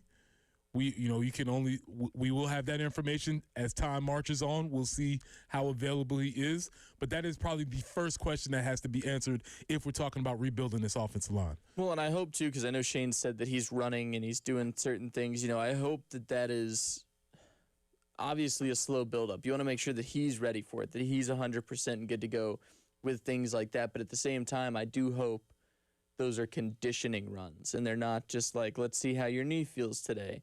Because at the end of the day, guys missing the first week of camp, at least from what we're seeing, he might be out through the first game from what we've heard from different places. So if nothing else, at this point, I just hope that when he does come back, when he's ready to go, he's in shape. Because that's something that scares me every time, especially when it's a lineman that you're dealing with an injury, is what have they done to maintain physique and maintain stamina when they've been hurt, especially with a lower body injury, when they know they're not allowed to run and know that maybe Gray does love to run. I personally had an MCL injury in high school, and I can tell you right now, I was not keen to the idea of running in general. Yeah. And then I tweaked my knee, and I was like, oh, man, shoot. Yeah, I mean, this is the meat package Monday, so we can have this conversation. I feel like we can talk this. We can talk this talk. A big man gets hurt, and I'm just reverting back to what I love to do. That's sit and eat, right? I can't run a lot anymore. You know what I'm saying? I'm not going out there. So, I mean, I'm going to ride the bike or something like that, but all of a sudden I started reaching for the ice cream a little bit more or the fried chicken or whatever. You know what I'm saying? I just go back to living in my natural state. And because as you stated, the running thing is, if you're over 300 pounds, the running thing's not for you. No. It's not what you do by choice, right? By choice. You'll do it, but it's not what you do by choice. So I do think Jacarius being in shape is going to be another hurdle. Besides being healthy enough to play, there is an element of him being in shape. Well, it makes me wonder, too, how they're going to rotate him once he is healthy. Because he's not going to – I don't think he'll take every snap. And because game shape is something different than just cardio. Exactly. So let's say he does come back, let's say week 2 against Towson. I don't think you're going to see him take every single offensive snap. He might take a couple of the first snaps of an offensive series, and then they'll swap him out. Maybe it's a 2 to 3 play rotation with somebody else just to keep him kind of moving, but also we don't want him to get hurt again. We don't want to overwork him, and we don't need him huffing and puffing 3 minutes into the first quarter on the offense because we run a tempo offense. Right. So, I mean, I'll be curious to see how they work that rotation once he's back. Yeah, because the thing about, you training or you running is that you can't replicate another 300-pound man pushing, pulling, and doing all those things. That is a different type of shape. That's why they always say game shape is very much different than, summer shape. So you can run all the gassers and run all the things, but playing football is a different type of shape. But that's the number one question that puts into place whether or not this offensive line is going to reach the levels that they need is the health of Jacarius, and we will see about that. But coming up next for our morning meeting, we talked about simplicity. We talked about plays. We talked about having one simple play. And in the morning meeting, we're going to break down the linchpin of the Kendall Browse offense, and that's the inside zone. Coming up next on the morning meeting, this is the early game. Wow, what a play. The Game Network. Columbia, Charleston, Florence, and Myrtle Beach.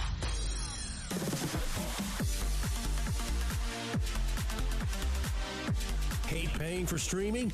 Well, the 107.5 The Game app is free. Yes, free. Just download the 107.5 The Game app.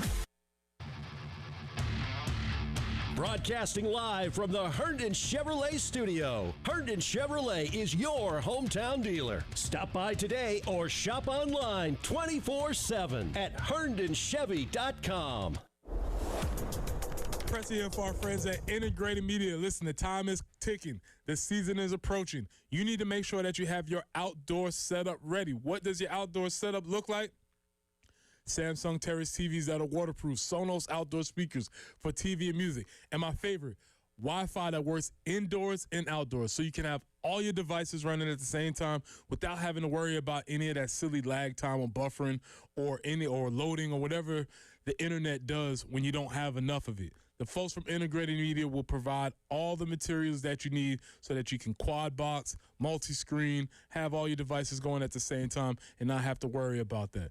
So call Nathan and Michael at 803-948-8327. That's Integrated Media, Nathan and Michael at 803-948-8327, or you can reach them online at integratedmediainc.com. Hendrick. The most trusted name in automotive is right here in Columbia. Hendrick Chevrolet and Hendrick GMC. Car buyers across Columbia keep coming back to Hendrick for a larger selection, better pricing, and an easier buying experience. Plus, buy now and make no payments for 3 months. The nation's #1 dealer group is right here in Columbia. Hendrick Chevrolet and Hendrick GMC. Experience the Hendrick difference. With approved credit, see dealer for details. When it comes to family law, a lot has changed in recent years, so assumptions can be costly. If you see or sense a change coming in your family life that could have legal implications, it's important to know where you stand. What are your rights and responsibilities? Getting good legal advice early is never a bad idea. I'm Joe Cordell of Cordell & Cordell. If you or anyone you know is facing a family law issue, start with a consultation. Visit CordellCordell.com. 1201 Main Street, Columbia. Remember when businesses were local and you knew and trusted the people that worked there? I'm David Hill of True Protect Pest Services. We remember and we miss it. That's why I started True Protect. At True Protect, we're more than pest control. We're your neighbors, bringing over 50 years combined experience to everyone we serve. For local, reliable pest service, call 803-400-8188. That's 400-8188. I'll actually answer the phone, and we'll get started. True Protect Pest Services, proven pest protection. The Gant family with Pioneer Tree Service have been taking care of trees in Columbia and surrounding areas for over 48 years. Pioneer Tree Service provides tree and shrub removal, pruning and thinning, tree planting, cabling and bracing, raising tree canopies, stump grinding and removal, storm damage services, property cleaning and grading, right-of-way maintenance, and more. They also provide 24-hour emergency tree removal. They can also handle the removal of diseased and dead trees before an emergency happens. Call them today for a free estimate, 803-794-8253. The Gant family and their team at Pioneer Tree Service can be trusted to provide professional and quality tree services with affordable pricing for residential or commercial jobs. Chelsea Fullerton says not only did they come in with the cheapest quote out of 3 companies, but once we hired them, they came out and got the job done the next day. They did an incredible job, and I really can't recommend them enough. Here's one of the Gant girls, Madison Gant. Call us today for a free estimate at 803-794-8253 or check us out online at pioneertreesc.com. Are you calling your IT company over and over for the same issue, getting passed around to people who can't help? Or worse, getting hacked after being told you were protected? That's not normal.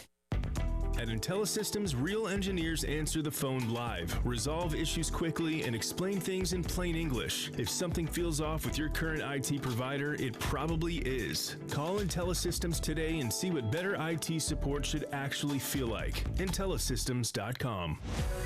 It's the Game Network Traffic Report from the Schroeder's Towing Traffic Center. Broken down and need a tow or even free signage for your lot? Dial pound 250 and use keyword tow truck today.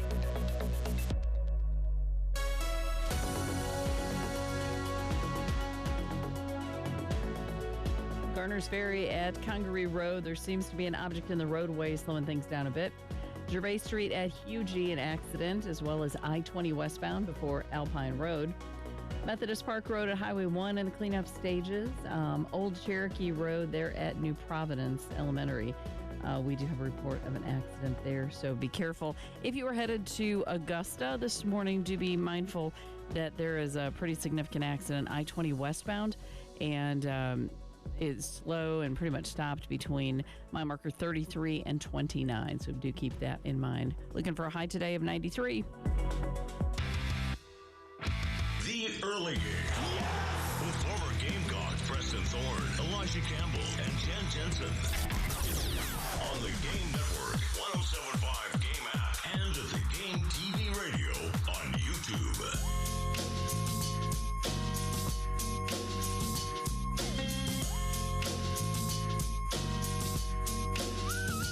Welcome back into the early games. Preston Thorne, Nick Harvey, Jen Jensen. Meat Package Monday. We're here. Elijah. We have the meats. Love it. Love it. Sorry, I just can't get enough of it. Please continue as many times as you want to. Elijah's up on the Spanish coast drinking natural wines. I presume, I hope so. Our boy is taking a much needed vacation before the season gets started. So hopefully we do not hear from him until he gets back. That's the Unless plan. he reaches out for money or something. Yeah. That we can help him out. I hope he doesn't get pickpocketed or anything over there. It's one of the when you go to Europe, like you gotta make sure you keep everything close and tight. But we want to talk about one of the linchpins of the Kendall Brown system, which is a singular play. We talked about Kendall Brown's system being simple, and that simplicity, I think, is demonstrated by his most important play. And for that, that's what we'll do for today's morning meeting. Good morning. Good morning. Repeat after me. Today will be an awesome day. Let's go. Good morning, great today. Today will be an awesome day. Good morning, great today. Today will be an awesome day. Now, before we get to Kendall Brown's singular play that I think sets up everything else, something that you will see a lot of, we got our guy Joe out on the phone lines. Joe, what's going on, my brother? Hey, good morning, guys. Hey, listen, I listened to the beginning of the show, and I think the key word from the difference between this year's offense and last year's offense is that the key word is fun. You hear a lot of the kids talk about how much fun it is in this year's offense and how much fun everybody is having with learning a new system. And it's simple, but it's fun. You remember when you were younger, your dad would always tell you, just go out there and have fun. And, when it comes to sports, sometimes that's what it's all about. You're able to have fun. You're able to relax and enjoy things. But talking about the offensive line, man, when I look at our O-line, and if Pete comes out and he's starting the first few games, we have a considered a first rounder, and the guy from East Carolina, wasn't he like an All-American last year? I don't know if he was an All-American, but he was very good, and he was going to be penciled in to be projected this year coming up. Right, and also you have a 5-star recruit that came back from last year's offensive lineman, the only returner who came back. Shed Surratt, yes. Right, correct. I don't think we've had that much talent on our O line in a while. You know, you can plug in with the other guys that you're going to plug in, and they have experience as well. So there's a battle. If Pete doesn't start, that also sets up depth for us at that position. It allows you to know who's going to be behind them for a few games. But I look at it like this. I say that the first 2 games we should rush over 200 yards. The first 2 games. Then we have Mississippi State, and then I think Alabama comes. Well, Alabama doesn't have an All-American on their defensive line. They're not as solid as they used to be. They've fallen off a good bit. Outside of Georgia and Oklahoma, who else presents a problem to our O-line? You know, with the talent that we have and the coaches that we have.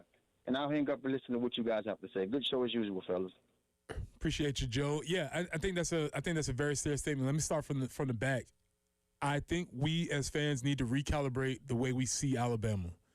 For 2 years, we've had them on the ropes, and very possibly could have, should have beat them. However you wanted to slice that down. They are not known for their defense. Kalen DeBoer is an offensive guy. Kane Womack, which is an awesome name, but he's the defensive coordinator there, and he's solid. But they're not who they were. I love the idea of 200 yards being a minimum for the first 2 games, 200 yards rushing, because that is going to be something that will show this coaching staff's dedication to the running game and also the offensive line's ability to execute the dedication to the run game. That being said, you will see the inside zone very frequently from the Kendall Browse offense. And the inside zone is a very, very simple play. It's one of these plays that can make you want to pull your hair out as a fan, because it kind of looks like they're calling the same play over and over again, but there's a couple of different layers that can happen to it. Nick, for you, when somebody is running the inside zone successfully, how does it look? Well, to me, a successful inside zone is I mean, granted, on the offensive line, all the rules are followed, right? So you're seeing your guys take the proper steps, no matter who's there, no matter what kind of stunts you see. Those dudes are following what they're taught to do. They're not getting confused by everything that's happening, and that's a big thing. Is like when defenses start to change, you find out how well your guys know the inside zone concept, because whether they start following their rules or whether they start chasing after somebody who's cutting across their face when they're supposed to be stepping left and up, you know, that's where you start to see how well it's executed, because defenses can throw stuff at you all they want. If you follow your steps, if you do your rules, you step to the left, somebody's either coming to you or you got a free shot at the linebacker. That's typically, I mean, I'm thinking from a guard's perspective, right? Mm-hmm. Defensive tackle slants out, guess what? He's the tackle's problem now. There's probably an H-back or somebody coming to grab the end, and you're coming right up the gut of that guard who's hopefully going straight to the second level and sealing off a linebacker. Because at the end of the day, when you're the offensive line, I love this. One of the coaches that I work with says it all the time. Make a wall. You are making a wall. And if that's you're blocking everybody out to the left and you're trying to wall off the left side and go down the right up the gut there, it doesn't matter. If you see the wall start to be formed, you're watching a beautiful thing. You're watching art, in my opinion. That's the kind of thing, right? Like, again, I've told you before that I'm one of the nerds who, like, you watch a football game on TV, a running back busts out a 30-yard run, I'm immediately waiting on the replay because I want to see where it opened up. Who made the block that got that just enough space for him to launch right up the middle and bust out for 30 yards? Because that's what it is. I mean, at the end of the day, it doesn't just happen because of pure talent of a running back. Yes, they have to make the right cuts, no doubt about it. If something goes wrong and a guy is still making a block, but it's not where he was supposed to make the block, it's on the running back to make a cut and find more yards. No doubt about that. But a well-oiled machine of an inside zone scheme for an offense is like watching art in real time. Well, the reason why you said, and it's really important that you state that when talking about the theme of simplicity, the zone scheme as a running scheme is supposed to be a little bit simpler because you have rules that you follow, and it doesn't, like you said, it doesn't necessarily matter what the defense does. I'm going to, if they do A, then I do B. If they do B, then I do A. And it's a really sort of a very simple concept that you run, and it allows you to play fast. It allows you to run and get to the places where you need to get. just because the play calling is so simple. So the inside zone, inside, meaning it's going to be from guard to guard.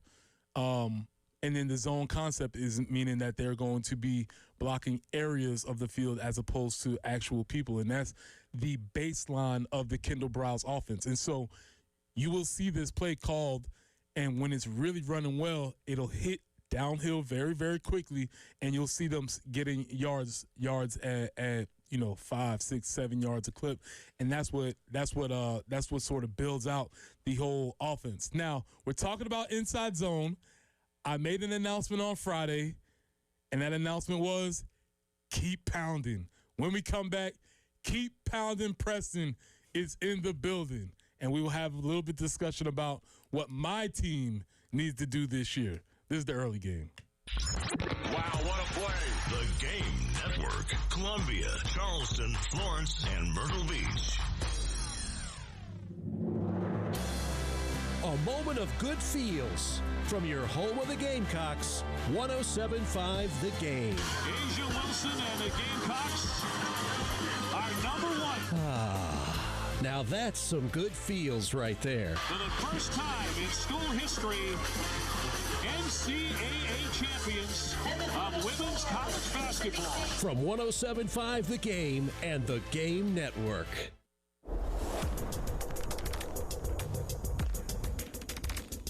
Preston here for our friends at Absolute Glass, the premier glass company of the Midlands, offering auto, home, and business glass repair. If your glass is damaged, shattered, cracked, or broken, they can handle the job. If it's a cracked windshield, it's no problem. They'll come out to your location and they'll replace it for you, usually for free, and they'll work directly with your insurance to take away the headache. They'll come out to wherever you are, school, home, work. It does not matter. Absolute Glass will come out to you, and they will take care of the job for you. Now, if you're at home, you're looking to increase the value of your home, Absolute Glass can take care of that for you too. Windows, mirrors, shower enclosures. I say it all the time. If you can see through it, Ray and Marianne at Absolute Glass can do it. So check them out online at AbsoluteGlassInc.com. That's online at AbsoluteGlassInc.com. Sponsored by SC Education Lottery. Did you know that since 2002, more than 2.8 million lottery-funded scholarships such as the Life, Hope, and Palmetto Fellow scholarships have been awarded to South Carolina students? Playing for fun is a win for education. Visit SCEducationLottery.com/educationwins for more information. No one likes to talk about the injuries, pain, disability, and lost loved ones that result from terrible car and tractor-trailer accidents. I'm Jason Reynolds. At the Samuels Reynolds Law Firm, we're honored to be the lawyers our clients rely on during their toughest moments. And I'm Stephen Samuels. When a work injury disrupts your life, I work hard to get you the medical treatment and workers' compensation you depend on. Samuels Reynolds. True injuries, true lawyers. 803-779-4000. Protecting your family, your health, your home. I'm David Hill of True Protect Pest Services, and that's what we're all about. At True Protect, we're more than your local pest control provider. We're your neighbors, and we care. Our technicians are certified in modern, environmentally conscious treatments that work.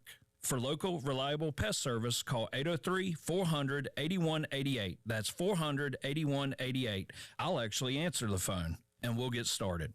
True Protect Pest Services, proven pest protection. From Camden to Lexington or Orangeburg to Newberry, homeowners across the Midlands trust Canty Foundation Specialists. If your home has wall cracks, broken concrete, uneven floors, or crawl space problems, we got you covered. Just ask this local homeowner.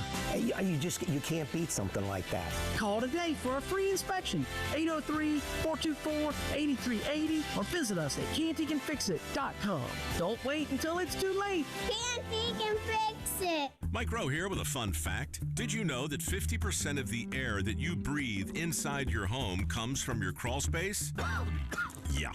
Whether your crawl space is wet, smells musty, or your floors are bouncy, do yourself a favor, call Groundworks. I spent some time working with these guys, and they're the real deal. Their people are trained and certified to repair your crawl space. Mount Valley Foundation Services is now Groundworks. Schedule a free inspection. Licensed in all states where work is performed. See website for details. Hey, this is Jen Jensen for CHW Cabinetry. My family is using CHW Cabinetry, and they are fantastic to work with. They make sure you're satisfied with every step of the process. Not only do their photorealistic renderings show exactly what your new space will look like, their job site guarantees everyone is on the same page, literally. Experience the CHW difference for yourself. Go to chwcabinetry.com to see more, or call them at 803-520-6837, and be sure to tell them Jen Jensen sent you. CHW Cabinetry, passion from inspiration to installation. The U.S. Soccer Podcast. These players are battered and exhausted, but you don't hurt like this if you don't care about this team, about this country, about this game. You can feel the intensity, the goals, the energy, the wow, look at us. Here in the U.S., I have got some news for you. There's so much more to come. My name is Megan Klingberg, and we're just getting started. The U.S. Soccer Podcast, presented by Henkel. Follow and listen on your favorite platform. It's the Game Network Traffic Report from the Schroeder's Towing Traffic Center. Broken down and need a tow, or even free signage for your lot? Dial pound 250 and use keyword tow truck today.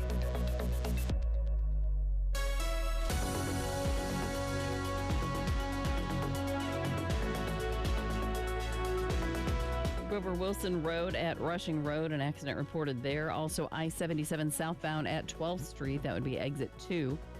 Old Cherokee Road at New Providence Elementary. There is an accident there. And Two Notch Road at Main Street. And another reminder that if you were traveling to Augusta this morning, I-20 westbound between mile marker 33 and 29, very slow going due to a serious accident there. Forecast-wise, we're looking for some afternoon spotty thunderstorms, 95 for the high. Some scattered storms tomorrow, 97. Staying in the upper 90s the rest of the week. 77 right now. The early game starts with former Gamecock Preston Thorne, Elijah Campbell, and Jen Jensen on the Game Network, 107.5 Game app, and the Game TV radio on YouTube.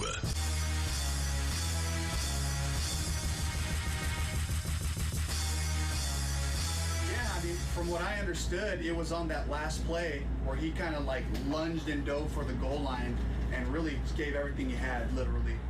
And so, got his hamstring there, and we'll just keep evaluating him on a weekly basis. I do not see him coming back for this game for sure. We'll reevaluate him on the following week to see when we can get back in.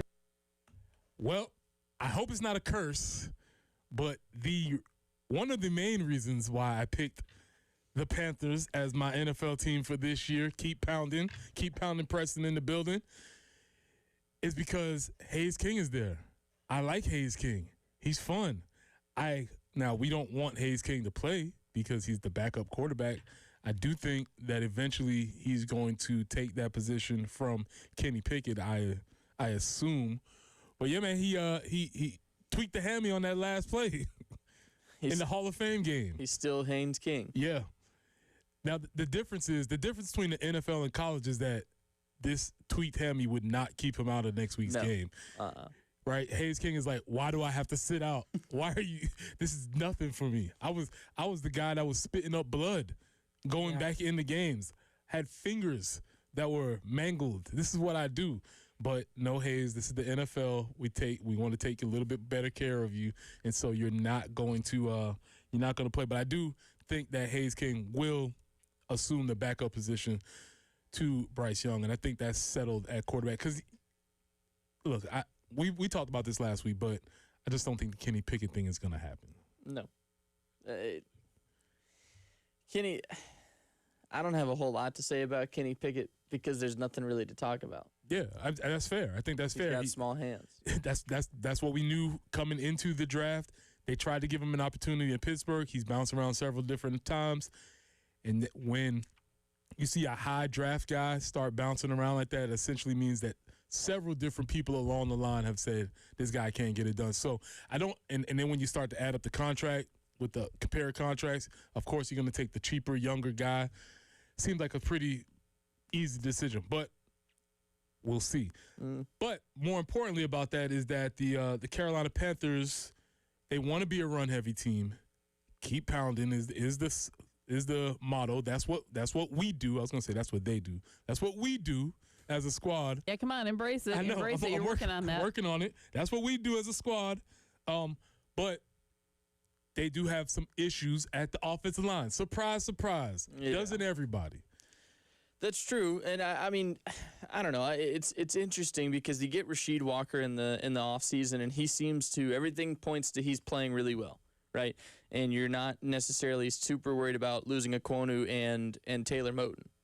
Like at this point, the bigger question is Monroe Freeling, the rookie that they drafted, Low Country native. Low Country native, right? Oceanside Academy, went to Georgia. I would love to know the story on that. Me too. I'd love to know the story on that, but continue. But he's got a lot of potential. I mean, he's a big dude, and it seems like he's adapting really well. The interesting thing that we heard, I think, coming out of camp the first few days was he's adjusting to playing a different side of the line, which, you know, I think you and I have talked about this before, but a lot of people might not think much about that. It's huge. It is a big deal. It's like people are lefty or righty. Right. It's like driving on the right side of the road in England or something like that. Great scenario. Like you can do it, but it's going to take you just doing everything backwards. Yeah, exactly. And so it's going to take you a while to make that adjustment. Well, and that's one of the beauties in the NFL is a lot of times teams are so well established and set up that, like, you play right tackle, that is your listed position. That's the only position you play. Because as long as you're not bruised and battered up front to a certain degree, those guys are going to play exclusively the position that they play. So all they do is they got the muscle memory of taking the same steps that they take every single day. We're running this play. Oh, I know that this is my assignment. This play, same thing. It's very easy to be an NFL offensive lineman in the perspective of you're playing that set position. You're probably not going to swap sides unless the circumstances make you. And in this case, you've got Monroe Freeling, who has been a right tackle pretty much his entire career, and now he's getting. I think it's one or the other. Either way, he's going from one side of the line to the other, and that is something that even in college football they try to keep you on the same side of the line. So when you go and switch, you have to remember that when they call a certain play, I'm not stepping to the left, I'm stepping to the right, or vice versa. It is a difficult thing because you have it ingrained in your brain what your rules and assignments are in every single play. It's a lot easier to be a left guard or a right guard, to be a utility guard, just because those are a lot more simpler. But when you're playing tackle, you know, even just the idea of, you know, which foot you're kick stepping with, which hand you're punching with, what's the dominant hand, all of those things come into play based on the side, and then you start getting into contracts. Because if I want to get in my contract, I want to play left tackle. Yeah, that's the side. That's the money making side. So can I get more snaps at there? That is going to be the thing. What you entrusting this to a rookie. So if you had to summarize the Panthers' offensive line, the guards, good. Yeah, you know, guards are pretty solid. They have Damian Lewis in there. He's solid. They're going to be good at guard. The tackle position is going to be young, and I'm a new Panthers fan, so I'm working on pronunciations. I believe it's Akwomu. I'm working on pronunciation, but he's a high draft pick. He got injured in a similar situation as Jacarius Pete, maybe injured late in the season, coming off. He should be fine, but we'll see. And so that is the situation where the offensive line, as it ranked right now, the Panthers in the NFL, according to Athlon Sports, are 24 out of 32 in offensive line. And I think it's just because of those young questions at the tackle positions. Well, and I think what's really interesting, too, is it seems like they're trying to get Monroe Freeling next to Robert Hunt. And Robert Hunt is a beast. For sure. 2024 Pro Bowler. Last year he was banged up, and he only played, I think it was 2 games he appeared in last year for the Panthers. If he's healthy and has a chance to work with Monroe Freeling, and those two become like a good dynamic duo, and you're getting that much veteran experience as a rookie, I think they'll be in pretty good shape regardless. Because Robert Hunt is easily, in my opinion, I think we talked about this a couple weeks ago, and I think he might have been an honorable mention. He was right there on the list of linemen in the NFL. I think he should be in the top ranks of the offensive line in the NFL. Well, he's 2024 All-Pro. 2025, he was battled injuries. Right. So I think he's one of the best in the NFL. I mean, we saw it when he was in Tampa. He was a very, very good guard, and he continues to do that. And again, this is something where as a fan base, you're not excited about investing a bunch of money in an offensive guard. But then when it comes around, you're like, oh, these guys are what makes this whole thing go, especially when you have somebody who you hope to be you presume to be a franchise quarterback in Bryce. So you hope that's the thing. You need folks to protect them. Whether you're talking about the Carolina Panthers, the Ohio State Buckeyes, Carolina Gamecocks, it's always going to be this conversation of what is happening up front with the offensive line. And we'll talk about that. Well, Luke Kuechly, a famous Panther, went into the Hall of Fame. He gave a Luke Kuechly type of speech. We got that. However, there was a little bit of a surprising speech, and that was from Adam Vinatieri. And I'm just going to pose the question, good or no good? When we come back, we'll listen to Adam Vinatieri, maybe reach out to one of his former coaches. This is the early game. Wow, what a play. The Game Network. Columbia, Charleston, Florence, and Myrtle Beach. This is Elijah Campbell from 107.5 The Game and The Game Network. If you run a diner, bakery, coffee shop, burger joint, pizza spot, or that hidden gem everybody should know about, how would you like to get the word out about your business without spending a dime? Well, we got you. All you have to do is text your name, your business, and your phone number to 803-404-6100, and we'll be in touch. There is no catch. We know times are tough, but we would love to help you out and your business. This is a Westwood One Sports Minute.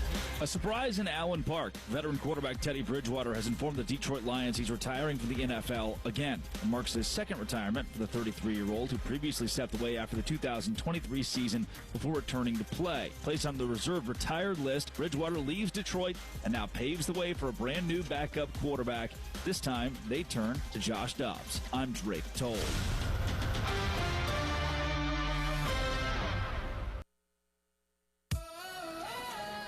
I love days like these at the pool, but my moderate to severe plaque psoriasis can sometimes take me out of the moment. I'm ready to make a splash with clearer skin thanks to Skyrizi, risankizumab Riza. Skyrizi is a prescription-only injection for adults who are candidates for systemic or phototherapy.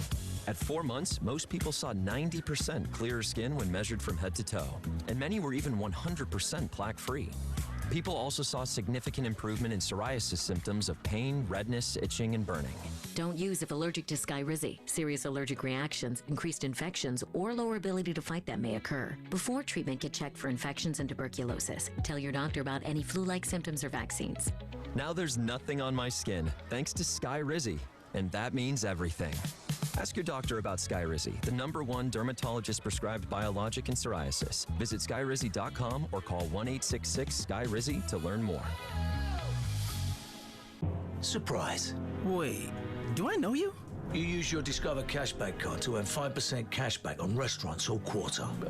Yeah. Now, it's payback time. Whoa, hold on. Go ahead.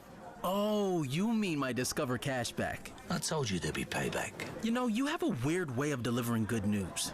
I'm working on that. Activate and earn 5% cash back at different categories each quarter on up to $1,500 in purchases. Terms apply. See discover.com/5 for details.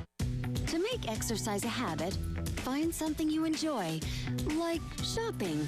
It counts as a workout when it's Kohl's Active Sale.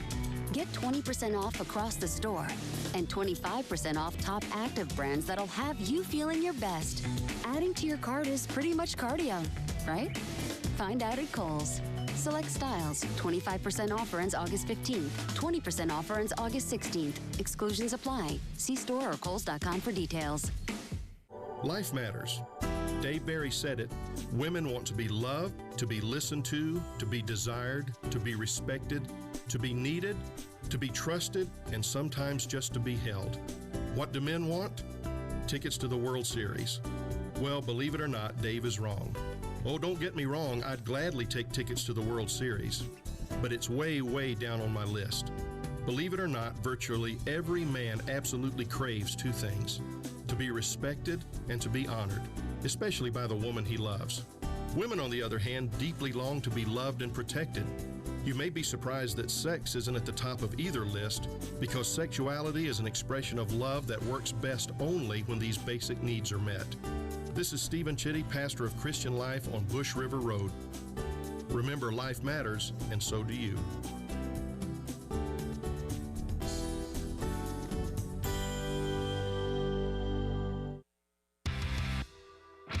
The Early Game. With former Gamecock Preston Thorne, Elijah Campbell, and Jen Jensen. On the Game Network, 107.5 Game app, and the Game TV radio on YouTube.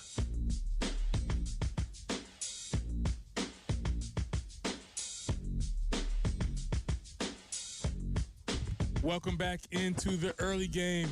Preston Thorne, Jen Jensen, WIS's Nick Harvey. And we had the Hall of Fame happen this weekend. We had the Hall of Fame game on Thursday, and then the actual Hall of Fame with the speeches and the pomp and the circumstance and the yellow jackets and all of that stuff. Now, one of the things that Elijah talked about was that he has found himself coming to the age, and this happens to all of us, where the Hall of Fame, in my mind, was always for old dudes. Yeah. Right?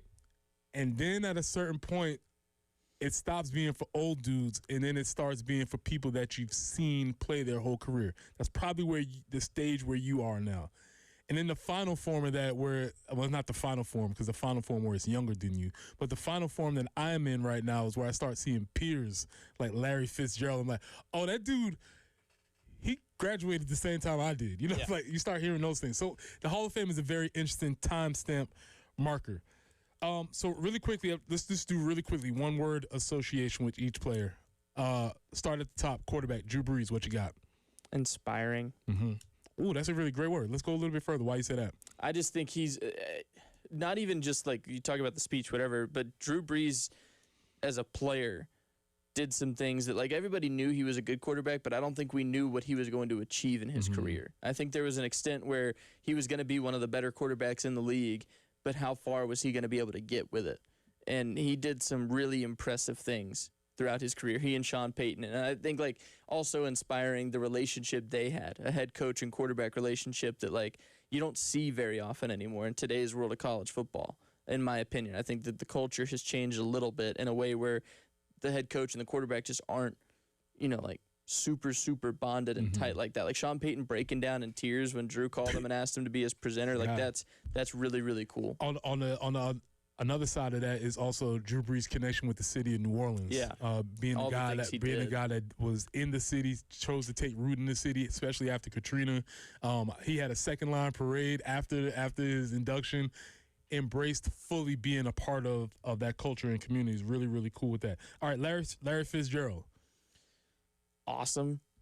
I mean, again, looking at the career more than just this past weekend, Larry Fitzgerald had some of the most memorable plays. Like as a younger kid growing up watching NFL football, Larry Fitzgerald was almost always a Sports Center guy. Like you'd go watch all the highlights at the end of the afternoon and you were seeing Larry Fitzgerald make some incredible play, or he was outrunning everybody down the sideline and nobody was touching him. It was fun to watch him play. As you said the word, I think the word that came to mind for me was professional. Like just a pro.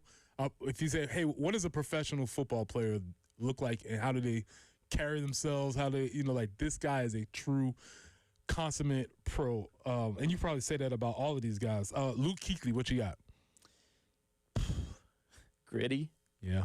I mean, you know what I mean? Keep pounding, my guy. Just one of the most aggressive, violent players to ever take the field. Like, I wouldn't say he's up there with Ray Lewis, maybe, but like he's certainly close in terms of physicality. That dude was a maniac on the football field. Yeah, the flip side is obviously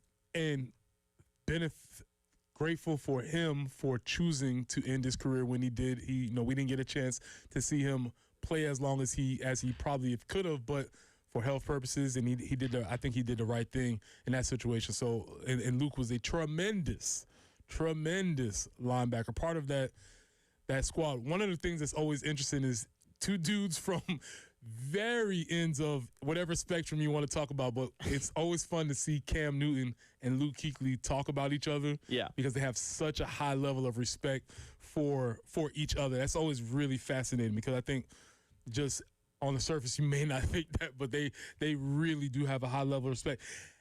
And then we have our guy here, Adam Vinatieri, a pro's pro, a great kicker, But he did do this during his speech. Jen, hit it. I would repeat those last few statements about Coach Bill Belichick as well.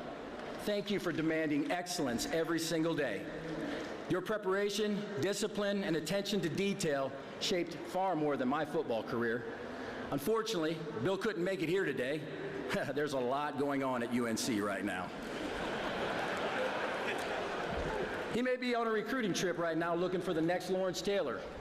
I thought it was because training camp had already started, but in truth, it's because he's judging his girlfriend's cheerleading competition.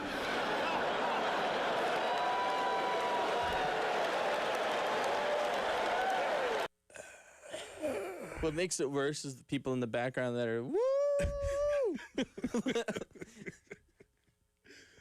All right, let's do this. Let's do this really quick. Let's go around the studio. Adam and Terry, good or no good? No good.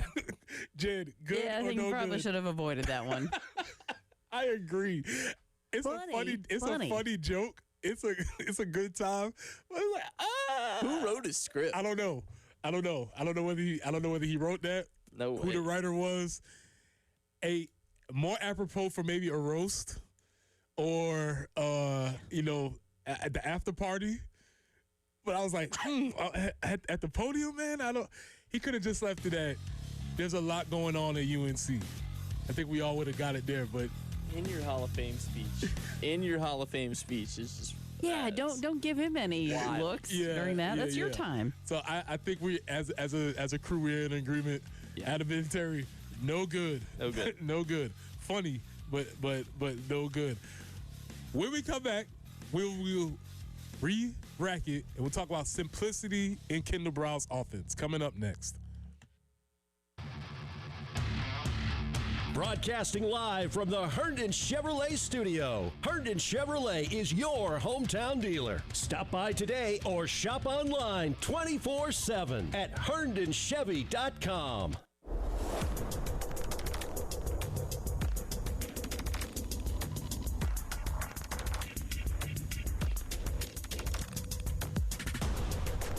I'll tell you what's tough to beat. What's tough to beat is an afternoon getting to hit some balls and using some awesome golf zone simulators like they do over at Pro Swing. 803-592-3916. That's the number to call for all the information. You'll learn more about the 300-plus courses that you can choose from to play on those golf zone simulators. You can learn about the free 30-minute swing evaluation, where you can get a good blueprint of your swing, along with a couple of pointers and drills to work on. And you can also learn about all of the lesson packages that are available. Look, it doesn't matter if you are an expert golfer, if you are a pro, or if you're just someone trying to learn the sport and get into it.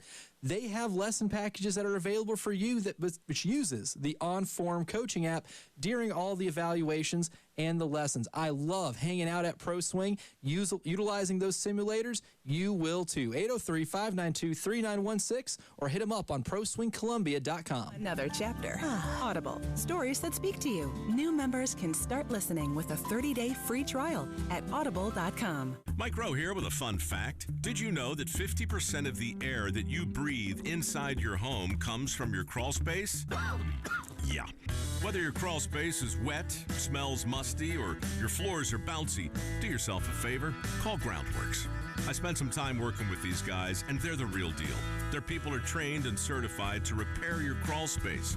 Mount Valley Foundation Services is now Groundworks. Schedule a free inspection. Licensed in all states where work is performed. See website for details. The back-to-school sale is now in session at iMart Express. Get 2 pairs for $79, including a free 1-year frame warranty, upgraded polycarbonate lenses, and same-day pickup.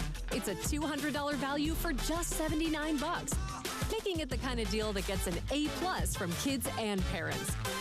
With styles they'll love at prices you will. Shop the back-to-school sale at iMart Express today and get 2 pairs for $79. It's the Hendrick Chevrolet Countdown to Kickoff. 26 days away. Hendrick. The most trusted name in automotive is right here in Columbia. Hendrick Chevrolet and Hendrick GMC.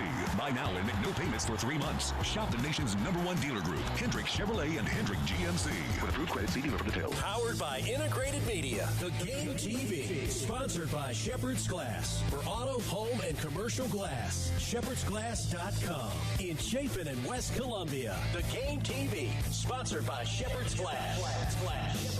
At St. Jude, every innovation we make is a moment we give to children with cancer everywhere. But we can't do it without you.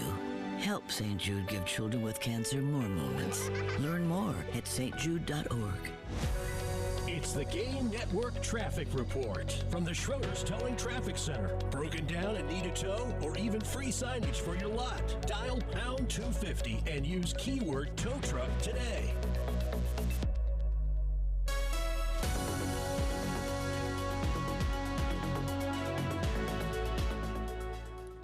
Traffic conditions out there. There are a few to let you know about. Grover Wilson Road at Rushing Road, I-20 eastbound just after Highway 1. Also, I-77 southbound at Fort Jackson Boulevard. I-77 southbound at Exit 2. So exits 10 and 2 on I-77 southbound. Old Cherokee at New Providence Elementary School getting cleaned up there. Spring Hill Road at Highway 1 and 2 Notch at Main Street. Several accidents out there. Do be careful this morning. 95 for the high today with some spotty afternoon thunderstorms. Few scattered thunderstorms tomorrow. 97. Right now it's 78. Your home for the Gamecocks. 107.5 The Game. WNKT Eastover, Columbia. A Cumulus media station. The Early Game. With former Gamecock Preston Thorne, Elijah Campbell, and Jen Jensen on the Game Network. 107.5 Game app. And the Game TV radio on YouTube.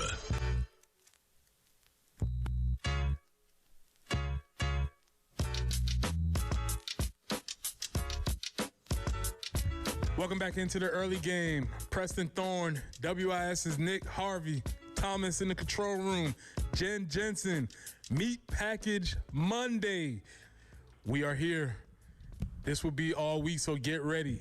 We have the meat.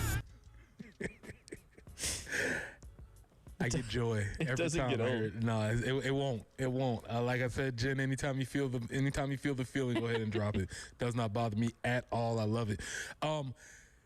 We're having this conversation. We talked earlier, especially during the 6 o'clock, about one of the things moving forward as camp season has started. There's been a couple of themes that have come up about the Kendall Browse offense. You heard players consistently refer to it as fun. They talked about the amount of fun that happened. Nick Harvey talked about the different choices he can make when he's running routes. Some of the players talked about it, calling it explosive.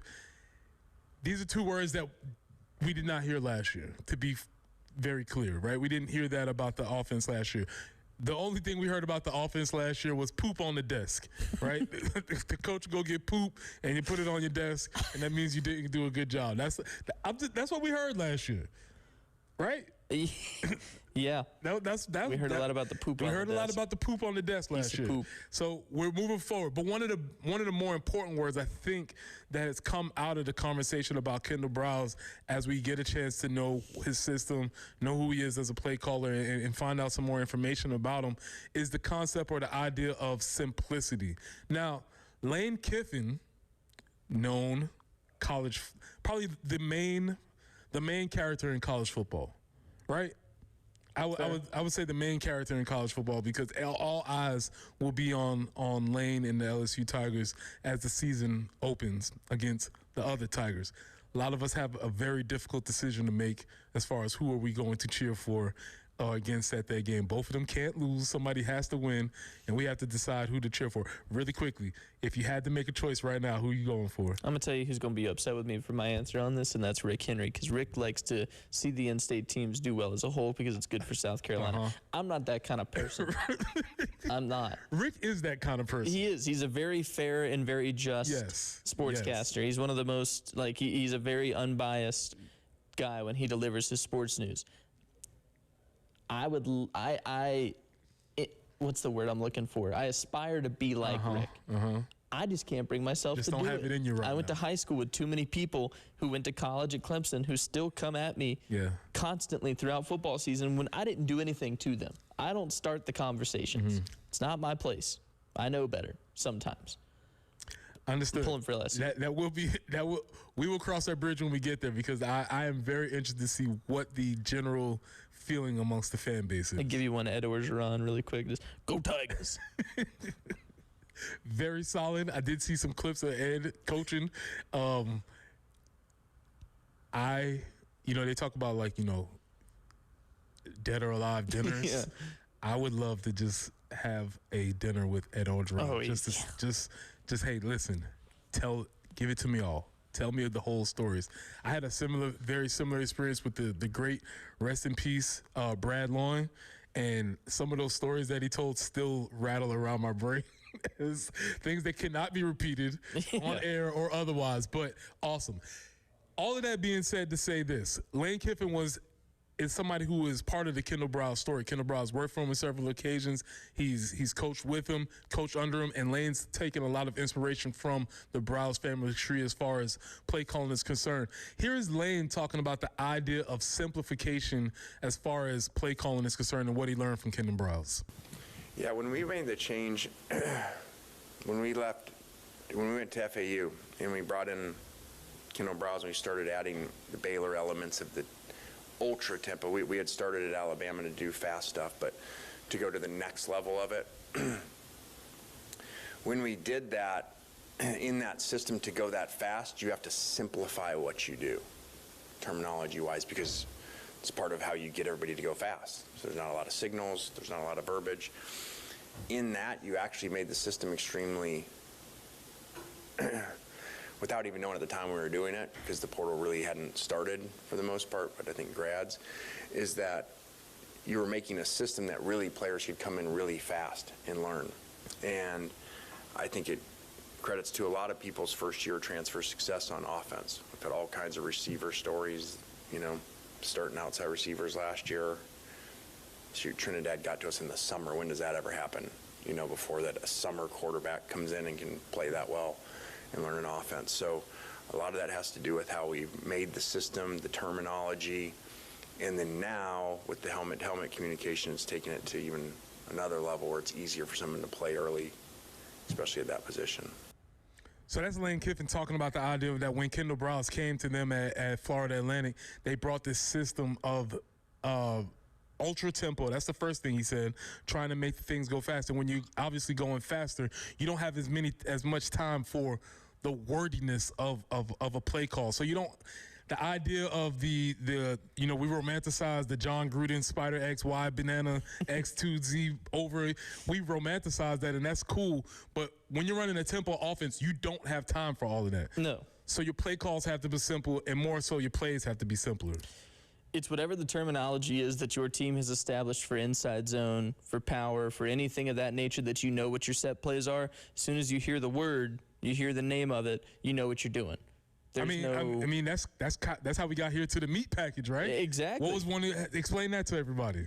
Well, the meat package essentially was just a bunch of big dudes all up on the line. But it was the two plays that we knew how to run, where we would line up with a 2 fullback set, and it was our 2 biggest guys were the fullbacks, and we were just running inside zone with a lead blocker. That's all it was. That's literally all it was. And they simplified it enough that we had, if I remember this correctly, I could be wrong, but I'm pretty sure it was quite literally meet 1 and meet 2. And that was the play. Right. And we knew if it was meet 1, I'm stepping left, and they're coming off of my backside. And then if I'm meet 2, we're going right, it's coming off that backside. Yeah, and then you said you had the restaurants for the gaps. For the combos, right, yeah. For the combos. All of our combos. So what was A? A gap was Arby's. B? B was, I think it was Bojangles. Why didn't y'all go with Burger King? I wonder if that was a Bojangles is quicker. Yeah, so you can't. Plus, I like Bojangles. Brevity. If I'm allowed to choose, I'm going to, that was the thing. They gave us free nature to pick our combos. And I'm sure there was a lot of conversation. Did you have a C call? Oh, cookout. Any D gap? Didn't get that far. Because with the meat package, we don't do in the A, B, and C gaps. Right. Something that simple, if you get to the line, cookout. We all know it's outside zone C gap. This is happening. And that is a play call. But what I can call by saying cookout, that's all the players need to know, and that's all they call. That doesn't mean that that's all that's going into the call. There's still a formation built into that. There's still a hash. There's still all this stuff built into that. But the call is going to be a lot simpler, a lot quicker, and a lot more efficient, and that's how we're going to be able to go quickly. Well, and at the end of the day, too, because, when you do run those hurry-up offenses, right, like the formations, all the different terminology that goes outside of what the offensive line needs to know is for the receivers, the quarterbacks, the running backs. They know where they need to line up based on the formation and whatever it is. As soon as we hear the play call, when we hear there's a certain word in a play call where everybody on the offensive line knows this is what I'm doing. Like, that's it. It's one key word. Or it's, if you have, like, I know a lot of teams now, sometimes they'll do the wristbands and they have just the communication for the offensive line separate from what they do for the rest of the line. They'll show you the whole play, but all you need to look for is the one word that's at the beginning or at the end. It depends on what the offensive coordinator's preference is. But it's much more simplified because, again, all your big guys need to know is, oh, we're doing this. All right, cool. And that's it. They'll let everybody else figure out what they got to do. And the idea of simplification, it's not a new concept, but what happened previously in these offenses that we were running, the Marcus Satterfield offense, the Dow Loggins offense, the Mike Shula offense, those were all pro-style offenses. And when you run a pro-style offense, that has to have pro-style play calling. And pro-style play calling is long. There's a lot of verbiage that comes. That's one of the great party tricks that you hear all NFL quarterbacks do. Can you give a call? And it's three run-on sentences long, full of instructions for every single player on X this, Y that, zoom this, blah, blah, blah, blah, blah. Whereas a college call is oftentimes a word. Maybe it's a number. I've heard colors, mascots. Even going back to back when I played, right? The offense that Skip Holtz and those guys used to run was based on teams. Braves meant this. Padres meant this, right? And it was sometimes it would be based on like the first letter of the team, or if you really wanted to get sneaky, it might be based on the second letter of the team. So like Braves is really based on the second letter, which is R, which means it's his own right or something like this. Whatever. Making it as simple as possible. And me as a defender, first off, I'm tired. I'm running. I don't have time to be trying to figure out what you are going after. And that's why you can make it simple, because you don't really need to hide this stuff. No, exactly. Okay, I remember in high school, like our trap plays were pops. That was it. That's all you needed to know. If it ended with a P, it was a trap. And I'm trying to remember now, for the life of me, I cannot remember what our powers were called at the moment. But, yeah, I mean, I remember it was pop, and then we had rocket, which was just our jet sweep. You know, whatever it was very simple, because all we needed to know is whether we were stepping to the right or the left.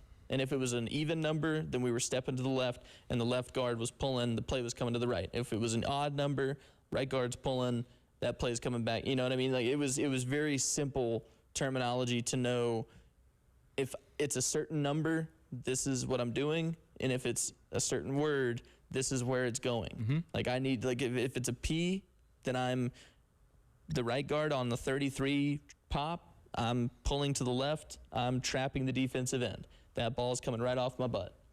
It's that simple. Yeah, you want to keep that verbiage as simple as possible. And the other thing that Lane brought up that I think is really interesting, especially about the conversation that we're having today, is that with all of these guys coming from the transfer portal, you not having as much time with them not necessarily living and dying with your playbook. They don't have the nuances. Being able to provide them with a simple blueprint makes it quicker and easier for everybody to get on the same page. So whereas let's say Clayton White's defense has had probably the same verbiage for all the time that he's been here, right? He's been able to bake that into the conversation. Everybody knows those things. But when you have a new coach and essentially 4 to 5 new guys on the offensive line, new players everywhere, we got to get on the same page quickly. How do you do that? By providing simple language that everybody can agree on, everybody understands, and everybody can move and roll with. And so that is one of the features of this Kendall Browse offense that we've continuously heard. Lane Kiffin said it. Shane Beamer said it. The players have said it. And I think that's something that you'll see pay dividends as the season starts to open up. 100%. And it makes me, I don't know, in a way it's, and I think you said it earlier in the show, it's exciting to know that it is going to be this simple, to the point where if it's ingrained in these guys' brains, they've been doing it and doing it and doing it all summer, where it's going to be second nature by the time the ball's spotted on September 5th. Give that to me any day of the week. If you've got a team that knows that their identity is, hey, we're going to run the same types of plays out of a couple different formations, but we're going to do it the entire game, and we're going to keep coming, you're not going to be able to stop it. Man, that's fun. It's a lot of fun to walk up to the line and say, we're coming right here. Like, that ball is coming right up the A gap. What are you going to do about it? It's a big difference. I would just thinking about my playing experience when I played for a couple of different defensive coordinators. When I played for Charlie Strong, we had Jax 3 was a defensive call. Smoke Black Rock was a defensive call, right? When I played for Rick Minner, X Fort over formation time, and it's like I'm still thinking about the call and the balls being snapped by now, right? And I know I understand what Minner was trying to do by putting all those things. He was trying to get everybody in the exact spot, but the easier calls, the easier terminology made us play a lot quicker, and it helped us understand what was happening. So you'll see this idea of simplicity being the marker of very solid teams, especially when you have to have all of these players coming in to share this time period. When we get back, it's Monday, 8:15. I don't know how I'm going to do this, but I'm going to toss it to myself for Thorns, Buds, and Roses. This is the early game. The Game Network, Columbia, Charleston, Florence, and Myrtle Beach. It's 2026 SEC Media Days. And the game was there all week. Is the legislation really what you're asking, what I would have drafted had I been given the pen solely? No. But that's part of the legislative process, the back and forth. On the Game Network, the 107.5 The Game app, and at the Game TV radio on YouTube. Broadcasting live from the Herndon Chevrolet studio. Herndon Chevrolet is your hometown dealer. Stop by today or shop online 24/7 at herndonchevy.com. Talking a lot this week about a coaching search, but if you are in the search to help get yourself out of a little bit of a tax jam, that IRS maze comes for a lot of people and it can almost feel insurmountable to get out of.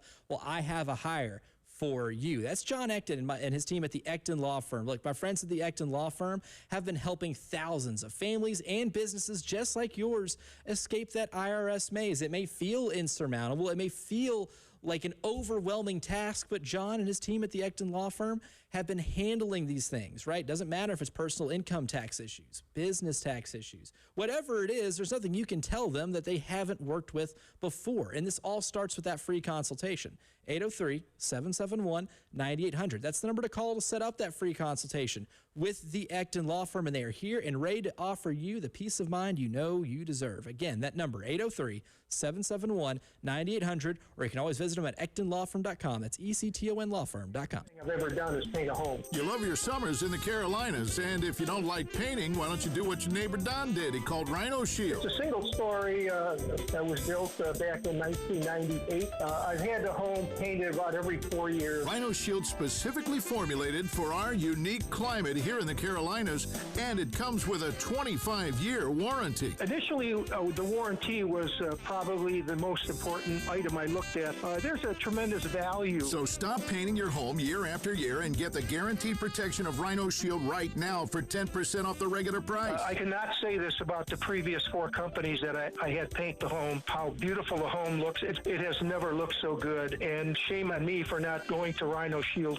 sooner. Here's owner Dan Hoey. This offer is limited, so call today at 833-RHINO-99 or visit rhinoshieldcarolina.com. Never paint your house again. Rhino Shield. Hey, this is Ray and Nathan with Pope Davis Tire Automotive. Maybe it's 250 degrees right now in honor of America's 250th birthday. So, come to Pope Davis for our All-American Star Spangled, Red, White, and Blue, Freedom, Eagle, AC Special. $50 off charging your AC or $200 off if you need your compressor replaced. That's really giving ice cold. This offer only good while it's still really freaking hot outside or until August 31st. Bet. Visit us online at popedavistire.com. Are you calling your IT company over and over for the same issue, getting passed around to people who can't help, or worse, getting hacked after being told you were protected? That's not normal. At IntelliSystems, real engineers answer the phone live, resolve issues quickly, and explain things in plain English. If something feels off with your current IT provider, it probably is. Call IntelliSystems today and see what better IT support should actually feel like. IntelliSystems.com. Dining out? Yikes. Couldn't be me. Except wait. It is me? Because now, for a limited time at McDonald's, I can get a classic McChicken or sausage burrito for just $1.50. You heard that correctly. $1.50 USD. That's less than the gas to get there. Or 1 hour of parking. Or, well, honestly, most things right now. Leave it to McDonald's to come through for me and the crew when we need it the most. Ba-da-ba-ba-ba. Prices and participation may vary. Cannot be combined with any other offer or combo meal. Want to unlock the power of athlete marketing to grow your business? Garnet Trust has recently launched a business membership program, making it easier than ever for your business to work directly with a USC student athlete. Visit garnettrust.com today or call 803-250-1765 to see your business boom. Don't miss this sweet deal from Lakeside Seafood and Steak. Beginning this Friday at 9 a.m., visit 1075thegame.com and click on Sweet Deals to get a $50 gift certificate to Lakeside Seafood and Steak for just $25. It's the Game Network Traffic Report from the Schroeder's Towing Traffic Center. Broken down and need a tow or even free signage for your lot? Dial pound 250 and use keyword tow truck today.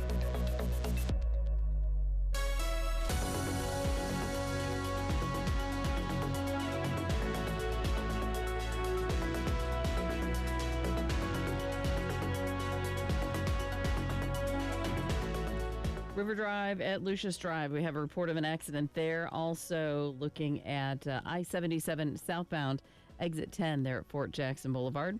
And Garner's Ferry Road between Lower Richland Boulevard and Congaree Road. Might see some spotty afternoon or evening thunderstorms today. 95 for the high. A couple scattered thunderstorms tomorrow afternoon as well. 97. We stay in the upper 90s for the remainder of the week.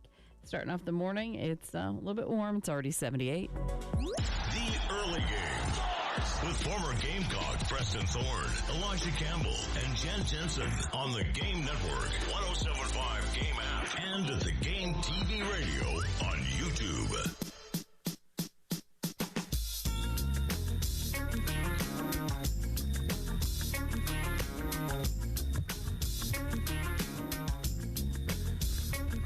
Welcome back into the early game. It's Preston Thorne, Jen Jensen, WIS's Nick Harvey, Thomas in the control room. Meat Package Monday. We are here. We are having a lot of conversations. We're talking about offensive line. If you get tired of us talking about the offensive line, just remember how you felt last year as we were giving up 43 sacks. Just remember how you felt the previous year when we were giving up 111 pressures. The offensive line is vitally important. Remember how excited you get when somebody busts out a 30 to 40 yard run and you don't go back on the replay and watch what the offensive line does, and you instead watch the skill player make a move or two. not speaking. That's nothing personal. Else. Sorry. I just went deep there for a second. It's my fault. Not for anybody else. Yes, you understand that. We were talking offensive line. We continue that conversation, and we'll get to a lot of that this week. But you know what it is? It's Monday. It's 8:15, so it's time for Preston's Thorns, Buds, and Roses. It's time for Thorns, Buds, and Roses with Preston Thorne on the early game. 107.5 The Game. All right, y'all, Thorns, Buds, and Roses. Over a weekend out there was not too much sports. It's interesting because everybody talks about the dry period being in June and July. I don't know if that's the case.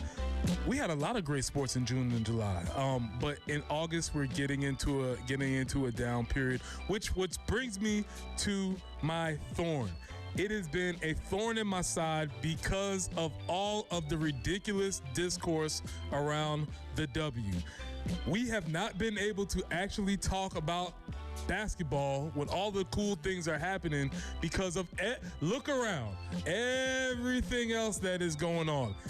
They got to get that in control. They have to figure out how to center the conversation back to basketball, because us being residents of Columbia, South Carolina, we lay claim to somebody who could possibly be en route to winning her 4th title, her 5th NBA. She's having an amazing season, and all of these things are getting lost in what is the overall negative discourse around the league. Also, Olivia Miles having a great season. All these things are happening, and it's been a thorn in my side that it's been ridiculous that we just can't talk about it. But obviously, again, this weekend, I would just advocate to anybody, mute button works. And wherever you want to use that. That being said, Buds, Keep Pounding Preston is in the building. I am now retraining my algorithm from Rise Up with the Falcons to now Keep Pounding. So now I'm clicking on more Panthers practice stories. I'm clicking on more profiles. I'm following more of the beat writers.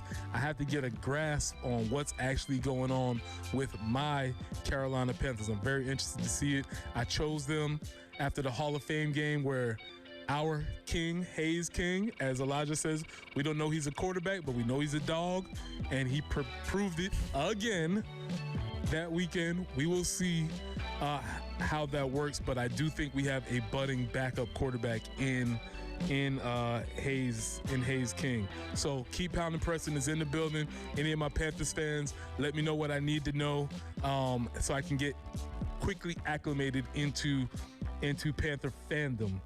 And finally, the roses. 5 roses for our Hall of Fame guys. We talked about them a little bit last segment, but wanted to go back through them one more time. Obviously, Drew Brees, an amazing, amazing quarterback, ultimate statesman for the league. The way he embraced the city has been tremendous. The city of New Orleans, also a career of comebacks. Again, this guy was written off at a point in his career. Who knows? You talk about sliding door moments. What if that trade goes through and he actually goes to Miami? How does that turn out? Then you have Larry Fitzgerald, the consummate professional, an actual, if you say, hey, what is a pro? You would just look at that guy and be like, oh, that's what a professional football player looks like. Luke Kuechly, somebody who was part of my Panthers. We got a chance to see his whole career here. Unfortunately, it was shortened by his precautionary early retirement, which I do think is awesome that the Hall of Fame did not hold that against him. Because sometimes I'll get to that in a second. Adam Vinatieri, hey, man. Hey, that speech, I don't know about that. I don't know. That was a choice, and I do applaud bold choices, but we would prefer to be talking about your career as opposed to the jokes you made at your speech. We'll hold that. And then lastly but not least, Roger Craig, who is somebody who was in my formative years of watching football, and one of these players that if he could transfer that skill set that he played with then to now, he'd be even better. Yeah. Because of the game that he played, being a running back, being able to catch the ball out of the backfield, multi-positional player. Someone, I guess maybe a comp may be like a Christian McCaffrey type of guy who can just do an ultimate weapon on the field. So Hall of Fame, obviously, I think the Football Hall of Fame is maybe the most prestigious. I think this may be stepping in some territories there, but obviously the Football Hall of Fame is something that is continuously special. So those are our thorns, buds, and roses. Now, Nick, I want to go back to that conversation I was just about to have with Luke Kuechly, because oftentimes it seems like the Hall of Fame discredits folks for not playing for 15 years. I mean, look at Sterling Sharp. There you go. I didn't even think about that. Prime Columbia example. Sterling Sharp had a very, very good, it was a short career because of injuries, but Sterling was great, not only in college football, but also the NFL. Mm-hmm. You can't discredit what he did in his short tenure with the Packers. You can't. He was really, really, really good. And the NFL snubbed him, I think, for a little too long. I mean, I'm glad he got in. Don't get me wrong. I'm really glad he made it last year. But I think it could have come sooner. Right. And I think a lot of that was because of the injury that took him out early in his playing career. You know, we have these conversations all the time. That's what Sports Talk is here for. But one of the things I think we may give a little bit too much credence to is the idea of longevity, especially in football. I agree. It's a sport that you're going to you do not make it out alive. You are going to get injured in some form or fashion. Everybody does. And the idea that, just because you got injured and you didn't play 10 years or you didn't play however many, whatever fake standard they might have, I don't think that should be the nominating factor. To me, Hall of Famers are guys. Now you can't just have done it once, but somebody, if we consistently consider you the best or one of the top 2 or 3 at your position over an extended period of time, I would say 4 to 5 years, to me, that makes you a Hall of Famer. I would agree. Yeah. I mean, and again, Luke Kuechly is, I think, on that level. Like, I mean, it's not just even like, I think sometimes too, the conversation comes in like, did they win a Super Bowl? Did they play for a Super Bowl? Were they good enough to be on a team, or were they good enough to get a team to a major accolade or some sort of recognition, whatever it may be? And I don't think that that's always fair either. I think judging someone's career for a Hall of Fame worthy or not based on the amount of Super Bowls they've won or the amount of Player of the Year, MVPs, whatever it is, like at a certain point too, and again, this goes back to the case with Sterling Sharp. Had he not been so injured early and had to retire, I think he probably would have gotten a lot of really big career accolades throughout his tenure, Right. But he didn't get the chance to. They recognized it last year. They gave him what he deserved, and that was a Hall of Fame. Yeah, while Luke Kuechly made it to the Hall of Fame, I would position that his teammate on the other side of the ball is somebody that needs to be heavily considered. Agreed. Just for the reasons that I laid out. If you don't know, I'm talking about Cam Newton, and that's because of the dominance that was that moment in time. If you watch football for that moment in time, it's hard to argue that there was many people who were better than him doing, or anybody who's done with him before or since. When we come back, we'll talk more OL. We're talking depth charts. We're talking position battles. We want to talk about some of the things that we want to see out of the O-line as we go further into camp. This is the early game. Wow, what a play. The Game Network. Columbia, Charleston, Florence, and Myrtle Beach. Powered by Integrated Media. The Game TV. Sponsored by Shepherd's Glass. For auto, home, and commercial glass. ShepherdsGlass.com. In Chapin and West Columbia. The Game TV. Sponsored by Shepherd's Glass. Shepherd's Glass.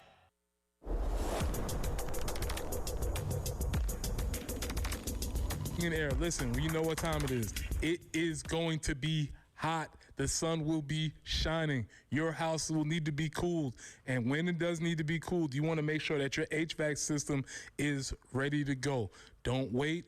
Don't delay. Don't deny, because your HVAC system will need help. And the folks from AAA Heating and Air can be there to help you. Now, if you want some peace of mind, you can ask about the AAA Comfort Club, where members enjoy priority scheduling, flexible visits, and exclusive discounts on certain services. That will help you if something does go wrong with your HVAC system throughout this last little stretch of the summer, because you know, like I know, it is going to continue to stay hot and probably even get hotter for this last stretch of August going into football season. So take your comfort to the next level. Call AAA Heating and Air at 803-920-3771. That's 803-920-3771. $4 billion in lottery proceeds have been appropriated to benefit educational causes in South Carolina, like scholarships, school buses, and technology initiatives. Playing for fun is a win for education. Visit sceducationlottery.com/educationwins for more information. Powered by Integrated Media. The Game TV. Sponsored by Shepherd's Glass. For auto, home, and commercial glass. ShepherdsGlass.com. In Chapin and West Columbia. The Game TV. Sponsored by Shepherd's Glass. Shepherd's Glass. This is Larry Leitner, owner and founder of Midstate Roofing, and for nearly 30 years, we've continued to be the proven leader in the roofing and waterproofing industry. Midstate Roofing's proven history is your assurance that our professionals at Midstate Roofing will provide the proper advice, service, and results to the needs of your facility in a manner both safe and pleasing to your operation. From high-rise to hospitals, manufacturing to industrial, Midstate Roofing designs and installs bonded systems with a protective guarantee that will keep your operation dry and running long into the future. 24 hours a day, 7 days a week. And this is Blake Leitner, reminding you to protect that roof with a maintenance contract. Call me today at 803-356-1919 or online at midstateroofing.com. That's midstateroofing.com. You'll speak to an on-call technician after hours or a Midstate Roofing staff member during hours at 803-356-1919 or online at midstateroofing.com. And as always, tell them Midstate Twins. If you have a leak, let Midstate Roofing take a peek. Call Lawyer Lisa. Experience the difference with Lawyer Lisa. Hi, I'm Lisa Hostetler Brown. Are you concerned about aging parents? Our life care planning services address legal, financial, and care concerns. Whether you want to be proactive or you're in the middle of navigating care, let us help you help them. You aren't alone in this. Visit lawyerlisa.com/care to see how our planning can help your family. 7511 St. Andrews Road, Irmo, South Carolina. BOGO is back at iMart Express. Come on. Okay. Right now, for a limited time only, new customers can buy their first pair of glasses and get a second pair free. Plus, with eye exams available and same-day glasses, you'll never miss a moment. It's the kind of savings and service you can really get used to. Okay. Find a location near you at imartexpress.com to shop our BOGO event today and see everything we have in store for you. iMart Express. Get glasses. Go see. Here in South Carolina, we have more. More industries, more employers, and more jobs than ever before.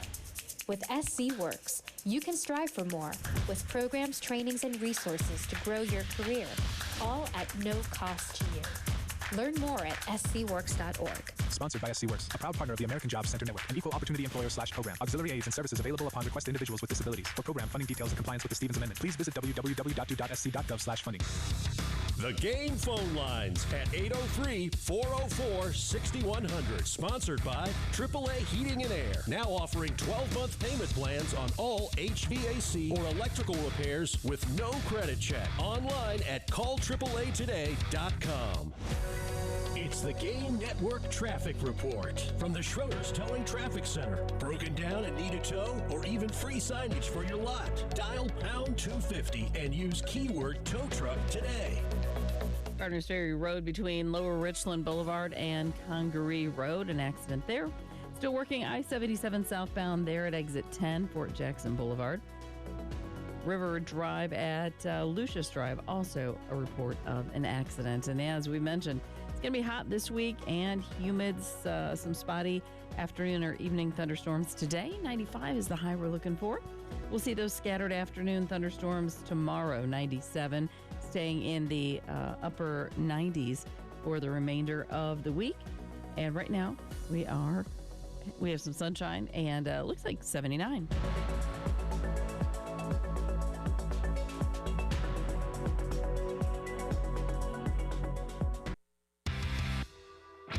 The Early Game. With former Gamecock Preston Thorne, Elijah Campbell, and Jen Jensen. On the Game Network, 107.5 Game app, and the Game TV radio on YouTube.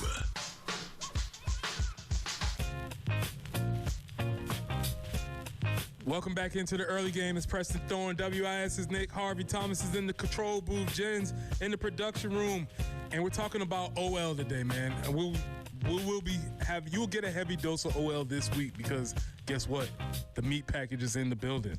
And so we will have that discussion ongoing about this. Now, one of the things that comes out of any camp is the depth chart. Now, Shane, yes, I am one of those guys. I do love a depth chart. I want to see the depth chart. And here's my argument for this. Coaches try to say that they don't exist. I say that's malarkey. That is maybe one of the falsest statements, because what I more so realized once I finished playing, when I was playing, I knew I only saw the depth chart from my side. Mm-hmm. But then when I started coaching, I realized that, I don't know, 75% of the conversations we had as coaches is depth charts. It's not necessarily who's starting, but it's who's going to be the backup guy, who's going to be the guy that goes in if this guy goes down. What's our contingency plan? That's all of the conversation. And we have to have that conversation when we're talking about the offensive line. It starts with Jacarius Peak, whether or not how injured is he, how's his rehab going, What's his schedule like? Is he on schedule, et cetera, et cetera? We know that. We can move that to the side. I'm more interested in some of these other conversations that are happening along the depth chart with the offensive line. Are there any specific battles or positions that interest you? I mean, it's something, as somebody who played a majority of guard and center, I'm really curious to see who ends up getting the 1 snaps at center. So right now, position, and I would encourage everybody, if you're listening, I know they're going to be following us, but Wes Mitchell and Chris Clark, those guys do an excellent job at Gamecock Central. They have a lot of intel, which is a cool word. I got some intel. I don't have any intel. I'm reading the same thing you're reading. But according to Chris, right now it seems as if Carter Miller, the UCF grad, UCF transfer, is penciled in at starter, but also Nolan Hay is pushing for reps in that position. Well, yeah, I mean, and Nolan Hayes, one of the guys who is returning. So, I mean, you've got a little bit of that. But also, again, this is something that we really, I guess, haven't talked a ton about, but it's a whole new O-line coaching staff. And so Nolan Hay came back, great. What does this new coaching staff think of you and how you fit into the new type of offense that's going to be run? So I do think, I mean, it's such an interesting position because the way I see it is you have 2 quarterbacks on the offense, right?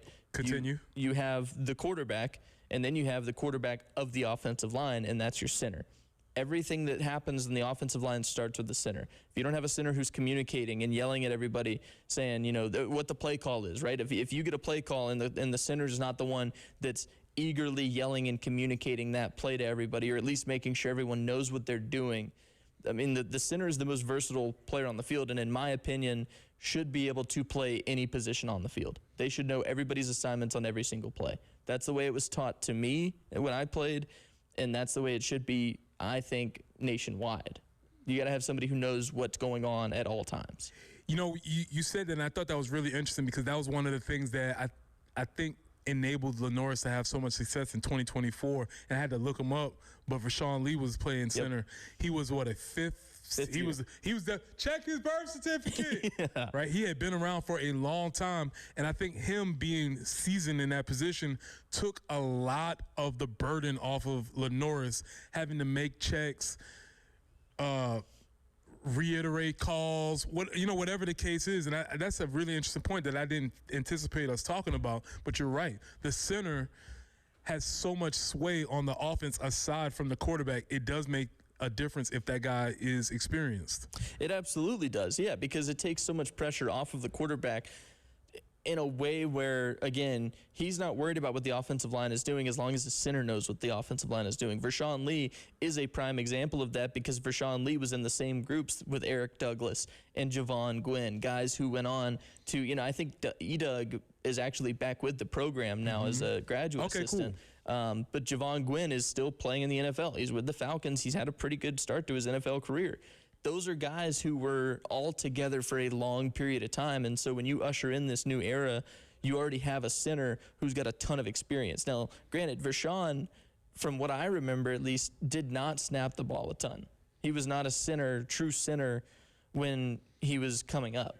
And so the year that he started at center was, I think, a little bit of an adjustment, but he still knew the system. He knew the playbook. He knew what was going on because he'd been there and done it. And it's at that point, no matter what the new terminology is or how simple or hard it might be, you're talking about a guy who has been around that program long enough to kind of, I think, be able to quarterback his guys to make sure nobody's making a massive mistake or screwing up the offense in a way that's going to be detrimental. Well, listen, man, it is what it is. The center last year was not good, right? And there was several different reasons, whether it was from the execution standpoint or just the actual blocking. So they did make a change, and they've revamped that position. Yeah. Well, and also think about this in a way, too. If your center not only knows what's going on in everybody's assignments, but also recognizes defensive fronts really well and sees what the linebackers are doing, where they are, what you're identifying as the mic, if they're coming in tight and you want to make sure that you got a hot man, they're pointing out the hot man on the defense, that's helping out your quarterback significantly. Because if he's making the right call, Lenoris knows what kind of read he needs to make, or any quarterback knows what reads they're anticipating they're going to make. And then in the moment, a lot of times if he makes the right call, you're running a successful offense because your center knows exactly what he's doing and who he's looking for. Yeah, the center is obviously the brains of the operation a lot of the times, and they're the person that you put it very succinctly. There's two quarterbacks, the quarterback and then the center. Sometimes, a lot of times, the center has more sway on the offense just based on all of those things that happen pre-snap, whether it's identifying folks or trying to figure out who's the double team, et cetera, et cetera. And that can get pretty deep, but that's a really interesting position right there. It seems as if penciled in it would be Carter Miller, but Nolan Hayes seems to be pushing for that position. And then on the two sides of the center, you have two other guys coming in, Never Nervous Hank Purvis and E.J. Poku, who's from East Carolina. Now, both of them have various strengths, but Poku's strength, I think, was that, for me, he played in a high-tempo offense at East Carolina. And I think he's going to be the one that can – I joked with Elijah that he's going to be the one that can tell those other big guys, like, hey, man, this is when you can get a breather here. Like, yeah. You know, like, I can teach you how to play in because it's one thing for the coaches to tell you about this system, but I need to know from somebody who's actually played in the system, how do I work around this? Yeah, well, and two, like, you know, and that's actually a really good point, because when you've been around guys who have been doing it for a long enough time, they do know, hey, these situations, this is where we need to don't hurt yourself. If you are out of breath, hey, this is a play where do what you need to do, right? Like, get the job done, but don't make it your highlight reel play. You don't need to do that. And Poku especially, too, because he was a walk-on at ECU. Okay. This is a guy who came up from barely being recognized. I mean, he probably was a preferred walk-on, I'd have to assume, so it wasn't a true walk-on situation. But, I mean, at the end of the day, the guy, he made a name for himself. And he knows how to, I think, get these young guys doing the same thing. Yeah, that's somebody that you'd be very interested to see. So walk-ons are winners, and when we come back, we'll finish up with our winners segment. This is the early game. Wow, what a play. The Game Network. Columbia, Charleston, Florence, and Myrtle Beach. Hey, this is Preston here from 107.5 The Game and The Game Network. If you run a diner, bakery, coffee shop, burger joint, pizza spot, or that hidden gem that everybody should know about, how would you like to get the word out about your business without spending a dime? Well, we got you. All you have to do is text your name, your business, your phone number to 803-404-6100, and we'll be in touch. There is no catch. Times are tough, but we're here to help you and your business. This is a Westwood One Sports Minute. Reinforcements in Charlotte. The Carolina Panthers have officially signed veteran quarterback Kyle Trask. The move comes after standout rookie Haynes King suffered a hamstring injury, leaving the team thin behind Bryce Young and Kenny Pickett. Trask reunites with the familiar coaching staff, stepping in to stabilize Carolina's quarterback room heading into the preseason. I'm Drake Toll.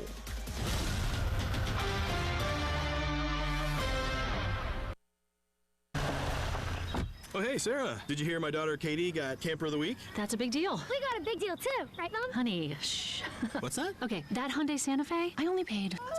Nice. Deal's so right, it almost feels wrong. The Hyundai Getaway Sales Event. Get 0% APR for 60 months, plus 0 payments for 90 days, or 1.9% APR for 72 months on the Hyundai Tucson, Tucson Plug-in Hybrid, Santa Fe, or Santa Fe Hybrid during the Hyundai Getaway Sales Event. Offers end September 8th. Call 562-314-4603 for details. DQ presents the Blizzard Double Flip Deal.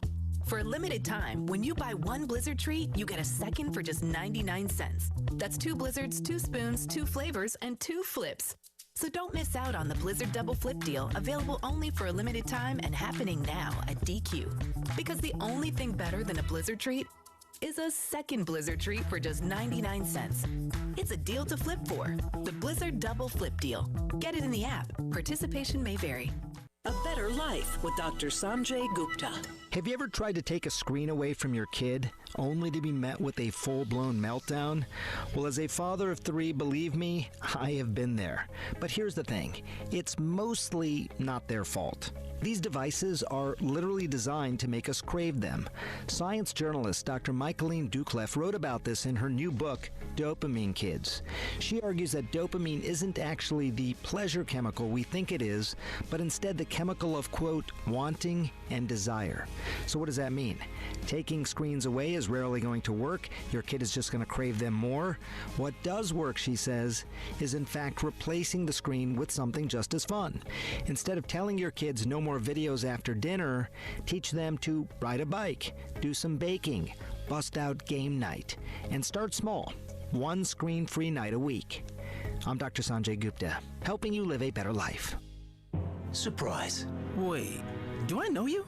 You use your Discover cashback card to earn 5% cashback on restaurants all quarter. Yeah. Now, it's payback time. Whoa, hold on. Go ahead. Oh, you mean my Discover cashback. I told you there'd be payback. You know, you have a weird way of delivering good news. I'm working on that. Activate and earn 5% cash back at different categories each quarter on up to $1,500 in purchases. Terms apply. See discover.com/5 for details. To make exercise a habit, find something you enjoy, like shopping. It counts as a workout when it's Kohl's Active Sale. Get 20% off across the store and 25% off top active brands that'll have you feeling your best. Adding to your cart is pretty much cardio, right? Find out at Kohl's. Select styles. 25% offer ends August 15th. 20% offer ends August 16th. Exclusions apply. See store or Kohls.com for details. The early game with former Gamecock Preston Thorne, Elijah Campbell, and Jen Jensen on the Game Network, 107.5 Game app, and at the Game TV radio on YouTube. More about them than it is about the team. Cannot play with them. Cannot win with them. Cannot coach with them. Can't do it. I want winners. Winners. Winner segment brought to you by the Golden Spur. Every day we announce some winners from the show, from the weekend, or anything that we may or may not have touched. I'm going to go to my guy Nick first. Nick, do you have anybody that you would like to elect for our winners? I have a thing. Okay. Sunscreen. Yeah. And remembering to put it on. Yeah. If you're watching on the YouTube stream, you know that I didn't remember to put it on for the past week and a half. I'm starting to get a good tan on my arms, but I went and played some pickleball this weekend, because apparently that's what you do once you can't play football anymore, is you find other ways to be competitive. And me and my coworkers go out and play pickleball sometimes, and I get into it. I get really into it. That's the cardio I enjoy doing. Mm-hmm. But I forgot to put on sunscreen yesterday, and I am I wasn't wearing a helmet, and so I don't have like the helmet tan. It's just a straight up burn all over my face. Now here's the thing. Surprise, I am a black man. I am a little more melanated than you, so I have a little bit more protection from the sun. However, I am not immune. And I remember the first time that I got a sunburn, I had no idea what was happening. I was like, why does my shoulder feel like this? I don't understand what is happening. I didn't know what it was. So it is not often. However, it can happen. So that being said, use your sunscreen. It is very much a valuable tool. I decided to shave to a goatee this weekend, too. I don't think I can shave this now. I don't think I can shave off the bottom of this, because I feel like it's just going to be miscolored compared to the rest of my face for the next few days. Yeah, well, no, don't do that. I'm not going to do it. Don't do that. I have to stick with this now, at least for a week. Don't do that. I'm going to, you know what? I'm going to stay there, and I'm going to give a winner to ice buckets. Because it is camp time and it is hot, and this is when you would like to see people, you take a rag, you put it in the ice bucket, you put it around your neck, you put it over your head. All the pulse points are where you can cool off a little bit quicker. So you put it around your wrist, you put it on your elbow. These are all the tricks you learn when you work and or play out in the heat. So ice buckets. Did you ever put alcohol in that water? You can put some stuff in the water to give you a little bit of extra. Okay. Just asking. That is, yes, Jen, you are 100% correct. I think you have to coin the term. You put it, you put it in the water, you put it over your face, you get a little. It brings it back to life a little bit. Okay. Yeah, that is correct. Good call on that one, Jen. Yes. Okay. I'm gonna give one to the YouTube stream, York specifically, because he came up with the same start bench cut as me this morning, and I'm very proud of that. Steak, chicken, pork chop. We did have a start bench cut today. If just given the simplicity of fire and meat, what would you go with? Bone-in chicken, bone-in steak, bone-in pork. We as a show, we had three different depth charts. The surprise of the show was Jen cutting steak. I don't think that was a consensus. Jen, would you give us your reason why you cut steak? I'm not. Okay. Honestly, my thing is it tastes too much like meat. That's the best explanation I can give. As dumb as it sounds, that I don't love it. We got it. That was maybe the upset of the morning. But strangely enough, I kind of understand what you're saying. And as I said, I didn't have a well-prepared steak for a long time. My family, I come from a family. Look, listen, hey, I'm a lineman. I eat. That means I know people that cook. They cook well. Steak was something that we did not do well. I didn't get that until later on in my life. And I was like, oh, that's what the big deal is. That's nice. I remember I used to be like, why do people like this? This tastes like a hockey puck, man. I don't understand what's going on here. Oven steaks with onions, like, this is not great. My dad had a pretty good hand on the grill when I was a kid. Yeah, he made some good steaks. We could do everything else. We just never was solid on the steak. So yeah, shout out to all folks who learned later in life that you don't have to have it well done. That doesn't necessarily need to be your thing. You got any other winners? Well, I'm gonna piggyback off of that and say, big winner to anybody who is a good griller. Yeah. A good chef on the grill, because that is not an easy thing to do. I told you earlier about those big thick cut ribeyes, or ribeyes that we had a couple weeks ago. Screwed those up. You give me a Food Lion like $8 steak, and I'll put that on the grill, and I can give you a perfect medium. I know how to cook those. It's the fancy ones that got you. It's the fancy one that got me. I think you got to have a meat thermometer, and you got to you want to sear it. I got cocky. That's what it was. I got it on the grill, and I was like, I know what the color. I was doing the hand feel where you can judge the temperature. Oh, yeah. I know that one. I know that one very well.